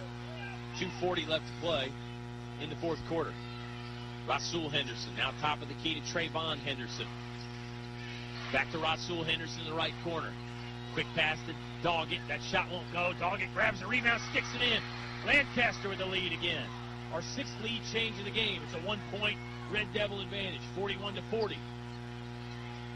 We have 2 minutes and 18 seconds left to play in this fourth quarter. Altavista basketball in the front court. Poindexter flips to Josh McClure. McClure jab step. Step back jumper from 17. Hit the front of the iron, would not go. Rasul Henderson ran down the rebound for Lancaster. Colonel's defense needs to stop. McClure trying to take the charge, and he does. McClure got the feet set and took the hit from Darren Doggett there. Good job by Josh McClure to anticipate it and get the feet planted. It was gutsy. Hard to resist the urge to try and block that shot right there, but McClure did that. He read Doggett's attack and got the feet planted. I heard a vocal fan behind us and turned around and said, Coach Delano Douglas. Former JV coach Delano Douglas in the house, cheering hard. I'm telling you, these Colonels, once you're part of the program, you really never leave. You might move away, Oscar, but you never leave. 2:01 left to play in the fourth quarter. 41-40, and here's the timeout from Lancaster. Let's take it with them. The Colonels trail by 1. Last 2 minutes of basketball coming up on 105.5 KD Country. Some people have never tried food at a Mexican restaurant, so we asked Chad Shelton from Shelton's Plumbing and Heating about his experience. I wasn't so sure what the green stuff was, but they slipped some on my plate one day, and now I won't have a meal without guacamole. Still can't spell it. At El Cazador Mexican Restaurant, if you have questions, they give you the answers in English. Mexican and American foods, affordable prices, and fast service. Try it today, El Cazador, Main Street, Altavista. Back to the press box for high school sports on 105.5 KD Country. Hey, send us a line on Facebook, KD Country Facebook. Get in touch with Oscar and I on Twitter. Let us know you're listening. Colonels 40, Lancaster 41. Altavista trailing by 1, Oscar. We got 2:01 left to play. You know, last year we were sitting in these seats in the state semifinal game, and the Colonels were in dire straits there. I'm not sure they're in dire straits here, but, you know, when you trail by 1 with 2 minutes to play, the margin for error is very thin. It is Colonel's ball. Let's again set the stage. 2:01 remaining. Lancaster 41, Altavista 40. Colonels do have the ball. Alternating possession arrow is with Lancaster. It's not the biggest crowd I've ever seen at VCU, but they are very vocal. Both sides have a vocal fan base. Both sides have a pep band, too. Ball back. Will get to walk it into the front court freely. Colonel scoring on the bucket to our left. He throws it right sideline to Nelson Dews. That's the far sideline from our perspective. Nelly down in the corner. One bounce pass to McClure. McClure head fakes. Bounce to Galliard. Galliard scores it again. Lawrence Galliard gave the Colonels the lead earlier. He does it again. 42-41. Let's see what Altavista's defense has in store now. And that all came off of the offense. The entry pass to Nelson Dews, and then unselfish play by Josh McClure. Rasul Henderson drives, and he got bumped in the body by Daquan Poindexter. That's Quan Poindexter's 4th foul, and it's going to send Rasul Henderson to the free throw line. He's a senior. Daquan had turned and started heading to the glass. And Rasul Henderson took the opportunity and banged into him. Nice play by Henderson. Henderson with 2 free throws in the act of shooting. First one goes. We're all tied. 42-42. Nice. Coach Harris used the bench effectively in the first half, Oscar. He has not gone to the bench much here in this second half. No, early in the third quarter, Chancellor Mormon got some time relieving Daquan. You better be ready if you're on the bench. The tie is broken. Lancaster leads again by 1. 43-42. It's been a 1-point lead for each team, a bunch here in the last 2 minutes. We're at 1:20. Both coaches have a few timeouts left to burn. Zone defense from Lancaster. Wow. Nelson Dews has it on the far sideline. Galliard is stationed at the top of the free throw line. Josh McClure running the baseline here. 3 other Colonels on the perimeter. This is Mateo Malback with the basketball, just holding it. Colonels have 60 seconds left to play. They bounce in the mid-post to McClure, and it got thrown away. That was a good play. Josh got the ball in the gap. Lawrence started cutting to the basket. I think he thought Josh was going to shoot it, and just couldn't handle the pass. Yeah, it was a good idea. The pass just wasn't on target. Full 1 minute timeout. Let's take 30 seconds of it. Lancaster 43, Altavista 42. 56 seconds left to play on 105.5 KD Country. Hey, Oscar, my insurance situation isn't too good. I need to find somebody new. Just call Mike Kinlaw. I've been a customer of his for over 20 years. Mike Kinlaw, huh? I always knew he was a big Colonel fan. Well, he's an independent insurance agent, so he can shop around and make sure you get the best rates. I mean, you can go online and try the Lizard or the guy that wears khakis, but hey, he's an Altavista graduate. He supports the teams. He's involved in the community. You can't get more than that. Sounds like I'm calling Kinlaw Insurance Agency. Yeah, call Mike at 369-5612. 369-5612. Your high school sports station with award-winning coverage on 105.5 KD Country. 56 seconds left to play in regulation. The Altavista Colonels trail by 1, and they'll be on defense coming out of this full 1 minute timeout. Oscar, I'm assuming no intentional foul just yet from Troy Harris's squad. If Lancaster's able to hold it under 30 seconds, though, you may see Coach Harris give the signal. Yeah, I was thinking in that 25-second range that you might do a foul. Colonels will apply full court pressure. In the game right now, it's Nelson Dews, Chancellor Mormon, Daquan Poindexter, Mateo Malback, and Lawrence Galliard. They get it into Calvin Henderson. Soft double team. Oh, nearly thrown away. Lancaster will not break the timeline just yet. Calvin Henderson has it. He'll dribble across. Colonels bumped him, and the foul is called. They were not trying to foul intentionally. They were just gambling on the steal. Believe they got Chancellor Mormon there. I like the aggressive play. It is going to be on Mormon, but I do like the aggressive play that the Colonels, they got in the scramble, got their hands on the ball a couple of times. I thought they were going to be able to come away with it. Yeah, they nearly got a steal 2 times there. It was impressive defense. Tip your cap to Lancaster for being able to break it. It's the 10th team foul on Altavista, so Calvin Harris has 2 free throws. Calmly knocks down the first one. Calvin Harris, just a sophomore. He made the big play against Eastside in the state quarterfinal that sent Lancaster into this game. 44-42. Colonels trail by 2. Everybody on the outer edge of that paint, low, ready for the rebound if there is one. Free throw is up. There is a rebound. McClure with a nice box out that allowed Malback to run down and grab the loose ball. Colonels, McClure going to try and break the tie. Three-pointer won't go. Rebound is loose. Now it's recovered by number 12, James Coleman. Coleman is fouled and shoved out of bounds. Colonels commit the foul with 34.4 seconds left. And the body language from Altavista is not good right now. 44-42. Colonels trail by 2. I agree with you about the body language. That's the 5th foul on Daquan Poindexter. His night will end 34.9 seconds early. Cameron Hughes trots off the bench to replace him. It's James Coleman on the free throw line for Lancaster. He'll shoot 2. Colonels trailing by 2, 44-42, with 34.9 seconds left. Colonels could really use a miss here. Although if he makes one or both, they're not completely out of it just yet. Coleman does easily knock down the first one. Lancaster was 19 of 22 in the state quarterfinal game from the free throw line, so they've been good from the charity stripe under pressure. They lead by 3 now. And this is a very scrappy Lancaster team. They would not go away. This one's the important one, and he makes it. Nothing but net. Timeout on the floor, Lancaster. They lead 46-42. We'll take the timeout with them. Colonels need something special in the last 34.9 seconds. Make sure you don't change the dial. You've got it tuned to 105.5 KD Country. What do basketball, choir, drama club, and marching band all have in common? They're all high school activities that offer learning opportunities not necessarily found in the classroom.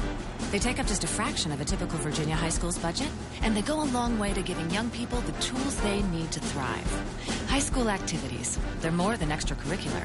They're extra important, too. Brought to you by English Construction Company with offices in Lynchburg. Now back to the action with Colonel Sports on 105.5 KD Country. 34.9 seconds remain. I'm Kyle Hoehne. He is Agent Zero, Oscar Briggs. So glad you could join us. Colonels fans feeling a little uneasy right now. This special season is on the brink here, Oscar. Altavista trails by 4 with just under 35 ticks left to play. Colonels do have the ball. Alternating possession arrow is still with Lancaster. Colonels can still do this. I think there's plenty of time. They've got plenty of offensive weapons. Yeah, 4 legit three-point shooters out there right now in Malback, McClure, Hughes, and Dews. And they don't have to have 3 either. Sure, you can attack the basket here and then foul again. McClure will roll it into Malback. Clock won't start yet. Malback's going to let it go all the way to midcourt. Now he picks it up, dribbles quickly to his left. In the corner to Nelson Dews, it got knocked out of bounds by Rasul Henderson. Colonels will reset things with 30 seconds exactly. Looks like they were looking for Nelson for 3. Nice setup play. Almost got executed. Nice job by Lancaster getting their hands in the passing game. Colonels inbound on the near sideline. McClure looking for the contact on the 3. It went up. Cameron Hughes on the rebound, then he's fouled. McClure tried to draw some contact on the three-pointer, and he probably got a little bit, but obviously in the officials' viewpoint, not enough to blow the whistle. Hughes, opportunistic on the rebound, sticks it back up and is fouled. 23.1 seconds now. Colonels really need to score without the clock moving. I mean, you've got to cash in here. And he'll shoot 2. If you want any chance of winning, you do anyway. Crowd from Lancaster comes to life on the cheer. That one is off. Score remains 46-42. 23.1 seconds left to play in regulation. Coach Rice imploring his kids, telling them to box out, box out. If the Colonels can't make this one, then they really will need something special, Oscar. If they can make this one here, it's only a 3-point disadvantage. Let's see what Hughes can do this time. Takes his time, spins the ball, right-handed shooter, puts it up, and hit the front of the iron, no good. Down to 20 seconds left to play. Malback will foul intentionally. He got Darren Doggett. Doggett will go to the free throw line and shoot 2. 20.2 seconds left to play in the ball game. If Doggett makes one or both, then it becomes increasingly difficult for Altavista. We're live at the Siegel Center in VCU. Shooting 2, of course, in the double bonus. Colonels trying to extend a season that nobody really saw coming, outside of perhaps the players themselves and the coaching staff. First one does go down, 47-42. Now it's getting into, not going to throw the word miracle out there, but it's getting into where the Colonels have to do something really special here. They trail by 5 with 20 seconds. Second one on the way from Darren Doggett from the Lancaster Red Devils. That one's good, too. Now they're down by a full 6. Need 2 3-pointers to tie this thing, and something to happen in between, turnover-wise, for Altavista. Nelson News will get to inbound it. He'll roll it again to Mateo Malback. Malback has to pick it up. Quickly back to Nelly. Nelly's going to step up for 3. It's good. There's a quick timeout from Troy Harris. Let's keep it right here. So the Colonels did what they had to do on that possession. They took 4.7 seconds, got a 3-pointer up, and it went in. Nelson Dews knocked it down from straight away, 23 feet away from the basket. All right, Oscar, you got to try and steal the inbounds pass and then foul if you don't get it, right? Well, I think what you do is I think you have to try to steal the inbound pass. If it gets advanced past half court, that's when you foul. The Colonels did a good job disrupting. The last time they had a dead ball situation and were able to put pressure, did a nice job disrupting Lancaster. Lancaster threw the ball a little bit loose. The Colonels got their hands on a couple of them, weren't able to corral it. But I think you're right. I think if they don't get it by the time it's past half court, you got to foul. Give Lancaster their just due. They have been very good on the free throw line here, particularly in this second half, OB. But none of those free throws have had as much pressure as the ones coming up will, if Altavista has the foul. Now the Colonels may be able to steal the inbounds pass. On the court for the Colonels, it's McClure, Hughes, Galliard, Dews, and Malback. 10 of 13 from the free throw line here in the second half for Lancaster. Lancaster has to go the full length of the court to score. Not sure they really want to score. There's a foul. Altavista with a foul on the inbounds pass. Ball never really got in. They whistled Lawrence Galliard with the violation. That's going to be his 4th. That's probably irrelevant with just 15.3 seconds left. Coach Harris pulling his hair out over that call. Bad news is they didn't get a chance to go for the steal. Good news is the clock never moved. So there's some pros and cons to that situation. Doggett will shoot 2, and he's... Oh, they called that on Mateo Malback? That's Malback's 5th. Huh, I thought the foul was on Lawrence Galliard. All right. Mateo Malback's night is done 15 seconds early. Wow. Jamal Thornhill will come in and take his place. That's double bad news, Oscar, because Malback, a great three-point shooter, and the Colonels trail by 3, 48-45. Darren Doggett steps to the free throw line. First one's up, and that one's in. That's a big one. That puts Lancaster up 4 again. The window of opportunity is not completely shut, but that helps close it and helps Lancaster's chances at playing for a state title. Doggett, number 2. Second one's on the way. That's good. And that stroke looks good under pressure. Timeout on the court. We'll take it 2. Colonels trail 50-45. 15 seconds left. It's desperation time now for Altavista on 105.5 KD Country. If credit card processing is important to your business, I can help. I'm Ramonda Davis of First National Bank, and I'm your local e-commerce officer for merchant card and other electronic business products. Local means I live in Central Virginia. I'm ready to come see you and respond quickly to what you need. Local means I'm focused just on your business needs. For the latest in electronic payment technology and competitive pricing, contact me, Ramonda Davis. First National Bank, member FDIC, equal housing lender. Your home for Colonel sports coverage. 105.5 KD Country. Shout out to our sound engineer back at home base, Eleanor Hoehne. She's been getting it done today. And all season long, Colonels have to get it done in a special way here, Oscar. They trail by 5 with 15.3 seconds left. I'll just throw it out there. It's been done before. It's definitely been done before, but your chances are just very slim here. Well, they are slim, and you don't have your prime playmaker in Mateo Malback, your number one point guard out. Lancaster's going to pick up full court. Colonels have got to be aware and give Nelson Dews and Jamal Thornhill some help. Yeah, I think the Colonels have got to get a 3 up very quickly here. I mean, I know it's a 5-point disadvantage, so you figure, well, you got to have a 2 at some point, but you're going to foul again at some point, too, and assume they make one. Nelly, off-balance 3 is good. He made another one. Colonels trail by 2 now. Lancaster gets the ball inbound. Altavista's got a foul. Yeah, Jamal Thornhill dives and does. We have 5.4 seconds left, and the Colonels, thanks to the hot hand of Nelson Dews, have given themselves another chance, Oscar. They trail 50-48. Altavista trails by 2. If Lancaster only makes 1 of 2, then the Colonels will have possibly a buzzer-beating chance at it. Nelson Dews with 6 points in the quarter, 6 points in the half, both coming on long in the last 10 seconds of the ball game. That one was an off-balance leaner from at least 26 feet away. The one before that was about 23 feet away. And the Colonels are not going quietly into the night. James Coleman will step to the free throw line to shoot a pair of freebies. Colonel student section comes to life from the opposite end of the court. Coleman eyes the rim. It's good.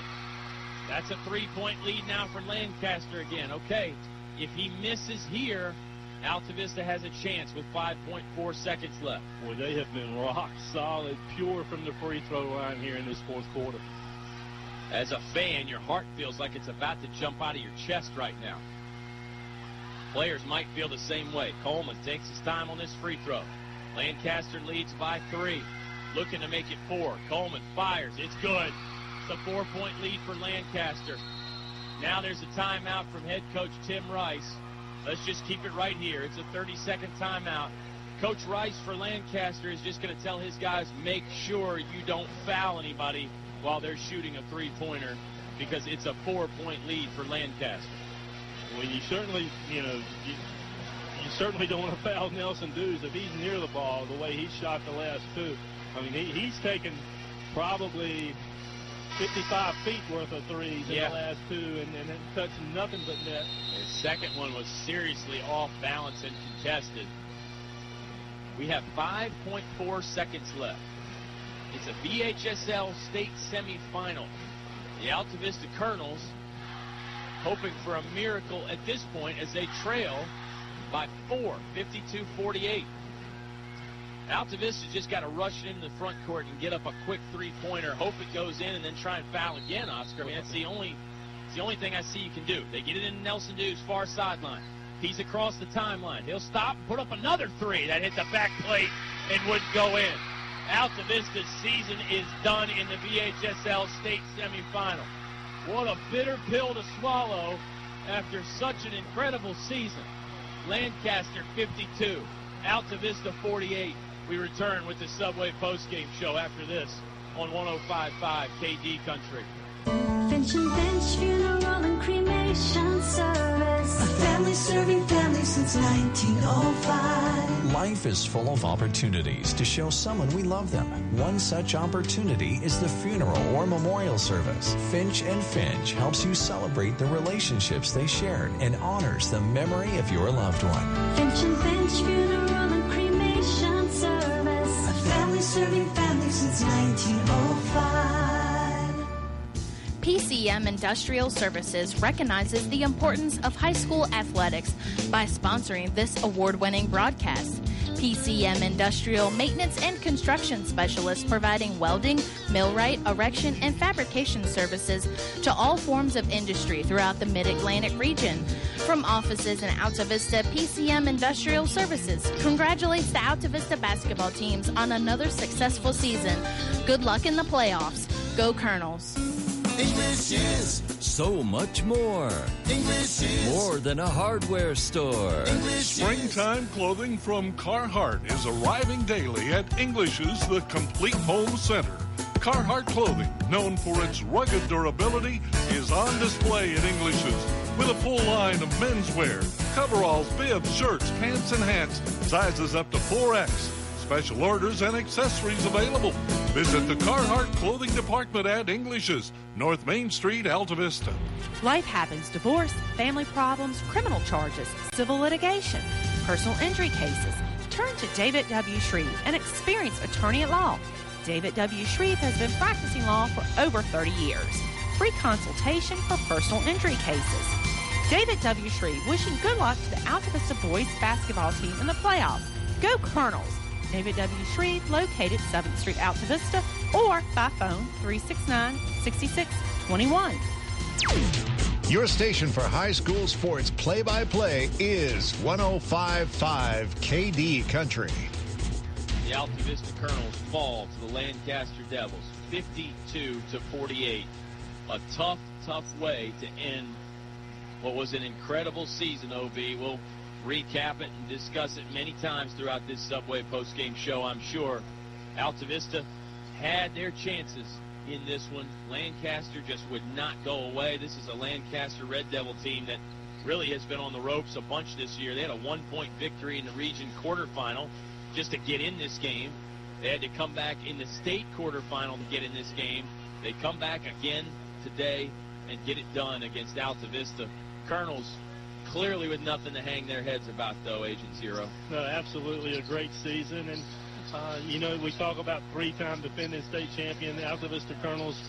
Not the case anymore as they've been dethroned. But to be able to get back to the Final Four after losing Coach Cardellaro, Coach Harris has stepped in and just done a magnificent job with these 5 players and utilized the bench extremely well. Again, well documented that you lose the caliber of the Johnson twins and Michi and Thornhill. You lose those type players, and to come back and get to the Final Four and really, had a 9-point lead at the half and looked like they were pretty much in control. Lancaster came out in that second half and really started switching defenses. That man-to-man, the Colonels really disrupted, never able to get into their offense. I believe Altavista had a lead with about 2.5 minutes left to play in the ball game, too. And, Lancaster just in that second half was scrappy. They were everywhere. They caused a lot of turnovers. The Colonels didn't seem to have an answer for that defense sometimes. And, a break here or there, and Altavista wins this ball game. I mean, this was a game that I know it was a 4-point loss for Altavista, but it felt like almost a 1-point loss the way it shook out. Now, the Colonels did get some desperation threes there at the end by Nelson Dews, and gosh, how about Nelly in his final high school game ever, a guy that already has 5 state championship rings. He wanted this one as bad as anybody. He played all 32 minutes. He scored 18 points. He kept them in it all night long. He got a feel for Nelson Dews as he had the sadness written all over his face as that game was coming to an end. Yeah, after he hit that last three, and then the Colonels were forced to foul, the emotion really just overpoured out of Nelson, and who can blame him? I mean, to be on this floor as many times as he has, and to come away with a loss in your senior year, certainly painful for that young man. Yeah, I wonder how many more guys have more career games in the state tournament or in the state Final Four than Nelson Dews. Probably not too many. And I know you could throw in there, was he on the floor, was he on the roster, etc. But, hey, any way you slice it, Nelson Dews has had a great career. We'll talk about that and a little bit more when we come back here on the Subway postgame show. Colonels lose in state semifinal action, 52-48 to Lancaster. You heard it all live on 105.5 KD Country. Short drive will save you money. In the market for a new Chevrolet? Fellers Chevrolet. FellersDirect.com. For a huge selection of new Chevrolets and pre-owned vehicles, it's Fellers Chevrolet. FellersDirect.com. FellersDirect.com. Selection. Convenience. Fellers Chevrolet. Fellers Chevrolet. Always open and only a click away. FellersDirect.com. A short drive will save you money. Fellers Chevrolet in Altavista. KCD Maintenance. Kenny can do it. If you've got a home or business maintenance issue, Kenny can do it. Call 665-1333. That's 665-1333 for KCD Maintenance. Painting, building maintenance, minor construction, and more. Kenny can do it. Call 665-1333. Again, that's 665-1333. KCD Maintenance. Hey, this is Mitch at Altavista Appliance Home and Lawn Center. Come check out our large selection of appliances, furniture, mattresses, and lawn care equipment. We carry top brands such as Frigidaire, Whirlpool, Samsung, Maytag, Speed Queen, Best Home Furnishings, Bassett, Ashley, Sealy, Sierra Sleep, and a full line of Husqvarna products. With 0% interest for up to 48 months and customer service you can trust, we will make your buying experience easy and affordable. So come on down and see us today at Altavista Appliance Home and Lawn Center, 606 7th Street, Altavista, Virginia. Recognized for outstanding service and customer satisfaction, Sonny Merriman Incorporated is Virginia's platinum service Thomas Built bus dealer. As Virginia's oldest and most experienced bus distributor, Sonny Merriman Incorporated has been providing buses to schools, churches, medical facilities, and transit agencies for 50 years. Sonny Merriman Incorporated recognized the Altavista boys and girls basketball teams for their outstanding season and wishes them good luck in the playoffs. Go Colonels! More live high school sports action on 105.5 KD Country. Subway postgame show returns from the Siegel Center at VCU. Place Oscar, myself, the entire KD Country broadcast team has become very fond of over the years. It's the 10th state Final Four all time for the Altavista Colonels, but they will not get into the state championship game this year. They fall at the hands of the Lancaster Red Devils, 52-48. Oscar, let's throw out some more thoughts before we get to the closing numbers and our players of the game and wrap up the season. You got to talk about what a great job Coach Troy Harris and his staff did. It's hard to think that a coach in his first year could have this much success. But, as I also pointed out, hard to find many coaches more prepared than Coach Harris. He's been here as a player. He's been there as a coach. He studied under one of the all-time greats. He's thrown his own personal spin on things. He's got a great staff that he's very proud of. Those guys work hard, and it's nice to see for Coach Harris. It really is. It was a great year. I know he didn't want to end it this way, but I think when he looks back, he'll have a lot of fond memories of this first season. Well, I think so. You go 21-5 and get to the Final Four. The sad thing is from an Altavista perspective, what's come to become the norm is that you win state championships. So, I'm sure he's going to be... The bar is set very high. It is set high, and I think he's got to be a little disappointed. And I think if we've talked about this situation before, and this isn't going to be sour grapes, but, if Altavista and Lancaster play 10 times, I think the Colonels probably win 8 of them, or 7 of them. They looked like they had the thing well under control coming out of the halftime, and third quarter again put them. They had 4 points, and that's been a common theme in all the Colonels' losses this year. Yeah, in the Colonels' wins, the third quarter has been great. In their losses, the third quarter has been not so great. Awful. Yeah, it's a double-edged sword for sure for Altavista. At least it was this season, and I can speak on a topic here from multiple experiences as a player, a coach, and a broadcaster. Sometimes after these state semifinal games, you're thinking, yeah, I'm happy we got there, but then in the back of your mind, you're like, well, are we ever going to get there again? Some people only get a limited number of chances. Altavista, of course, has been used to getting multiple chances because of the greatness of the program. Yeah. But you just never know. I assure you, there is no joy in Mudville today. Not today. Not today. And, I think you're right. Coach Harris will look back and say, first season, 21-5. It was a good year. Yeah. maybe this weekend he'll be doing that, but not right now. He's not. And certainly the guys in the locker room, I know they're happy about the way the season went, but you could tell Nelson Dews did not want it to end here. The other senior for Altavista was Jordan Witcher. Didn't play a whole lot, but a valuable part of the program. Coach Harris has said that numerous times, and he's a guy who his basketball career is done. And as well as Jamal Thornhill. Yep. But on the bright side, you got a ton of talent coming back. You got 4 of the 5 starters back. So yeah, the cupboard remains not bare for the Colonels. They reload for next year. And you don't want to start talking about next year now, but yeah, we're going to. Certainly Cameron Hughes grew into a great 6th, 7th man off the bench. Chancellor Mormon will be back. Yeah. They've got a ton of talent coming back, and I think they'll be, I think their expectations will be the same that they were when they started this year, and that's to get back to the Siegel Center. And you've got to assume that all these guys are going to be a year wiser and a year faster and a year stronger, and perhaps the shooting touch improved. And I think you're right. The expectations are set. The bar is set. These guys know what they want to do. And that's a double-edged sword, too, because there's some pressure put on you, but I think the players put most of that pressure on themselves. They want to live up to the expectations that people have, too. This is the Subway post-game show, as Oscar and I just chat a little bit here. Yeah, I mean, the community has set the expectations.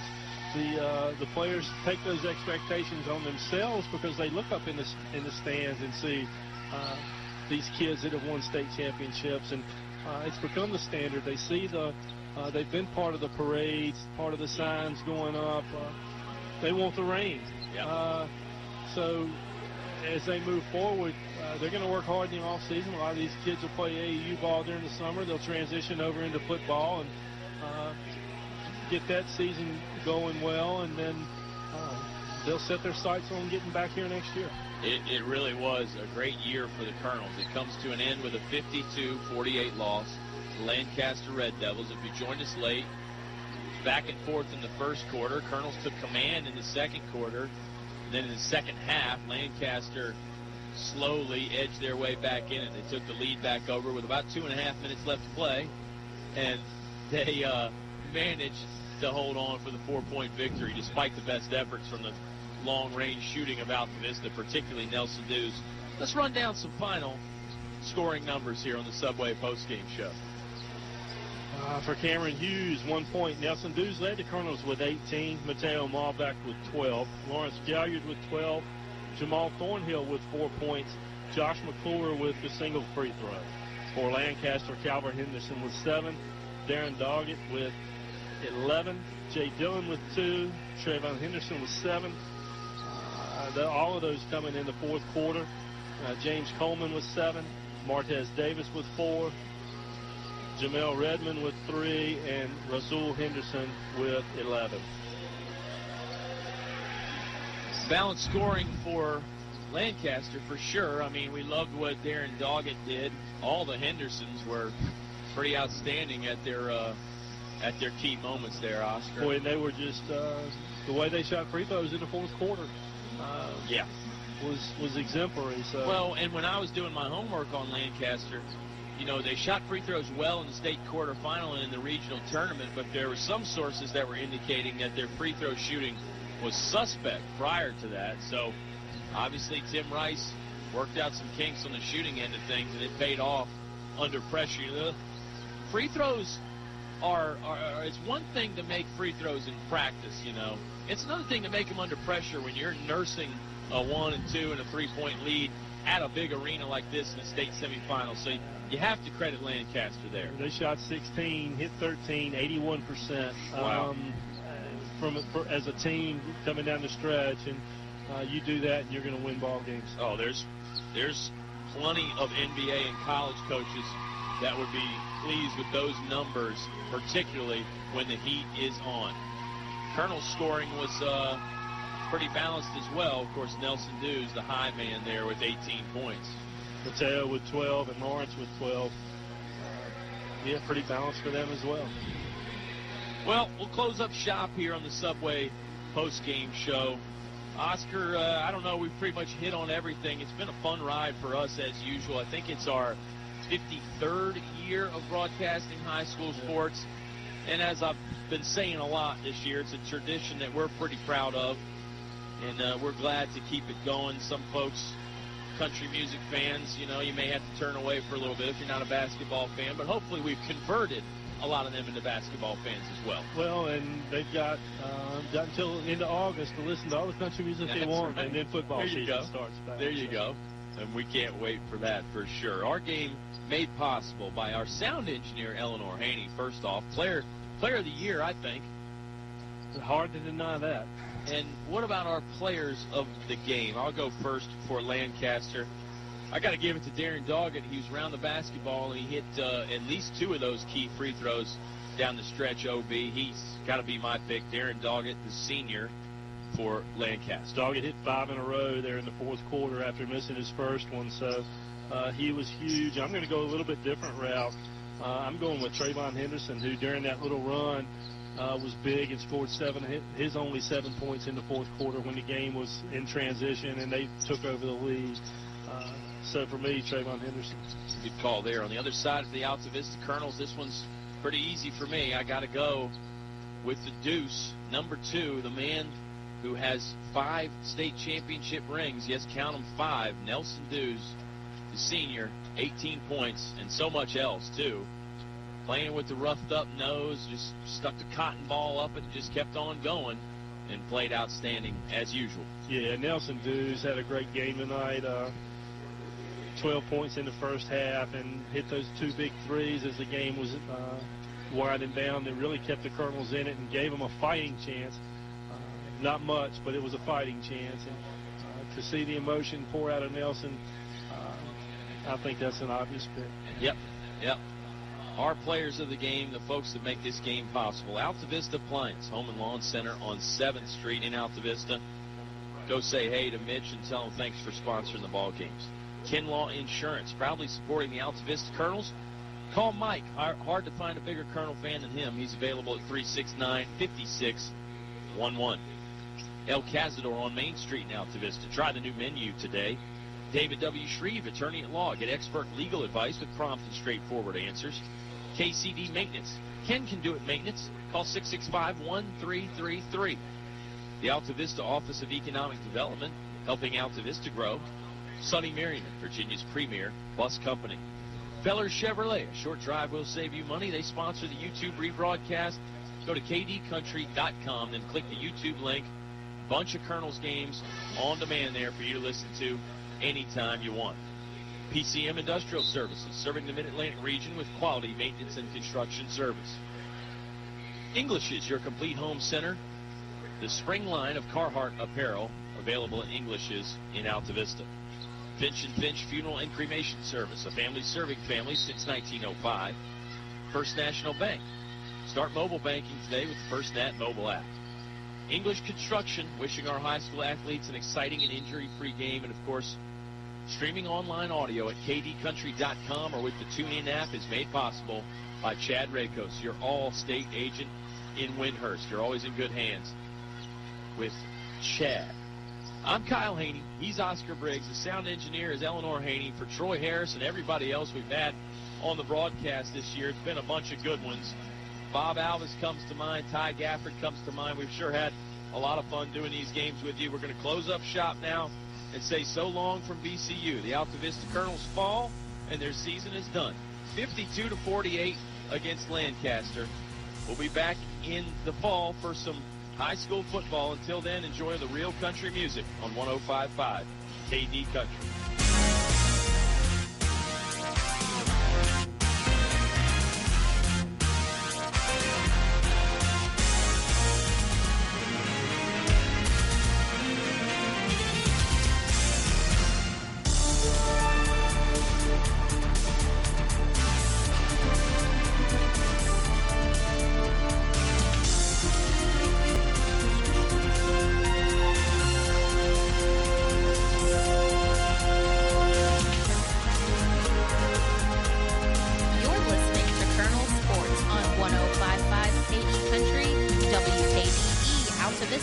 Lynchburg.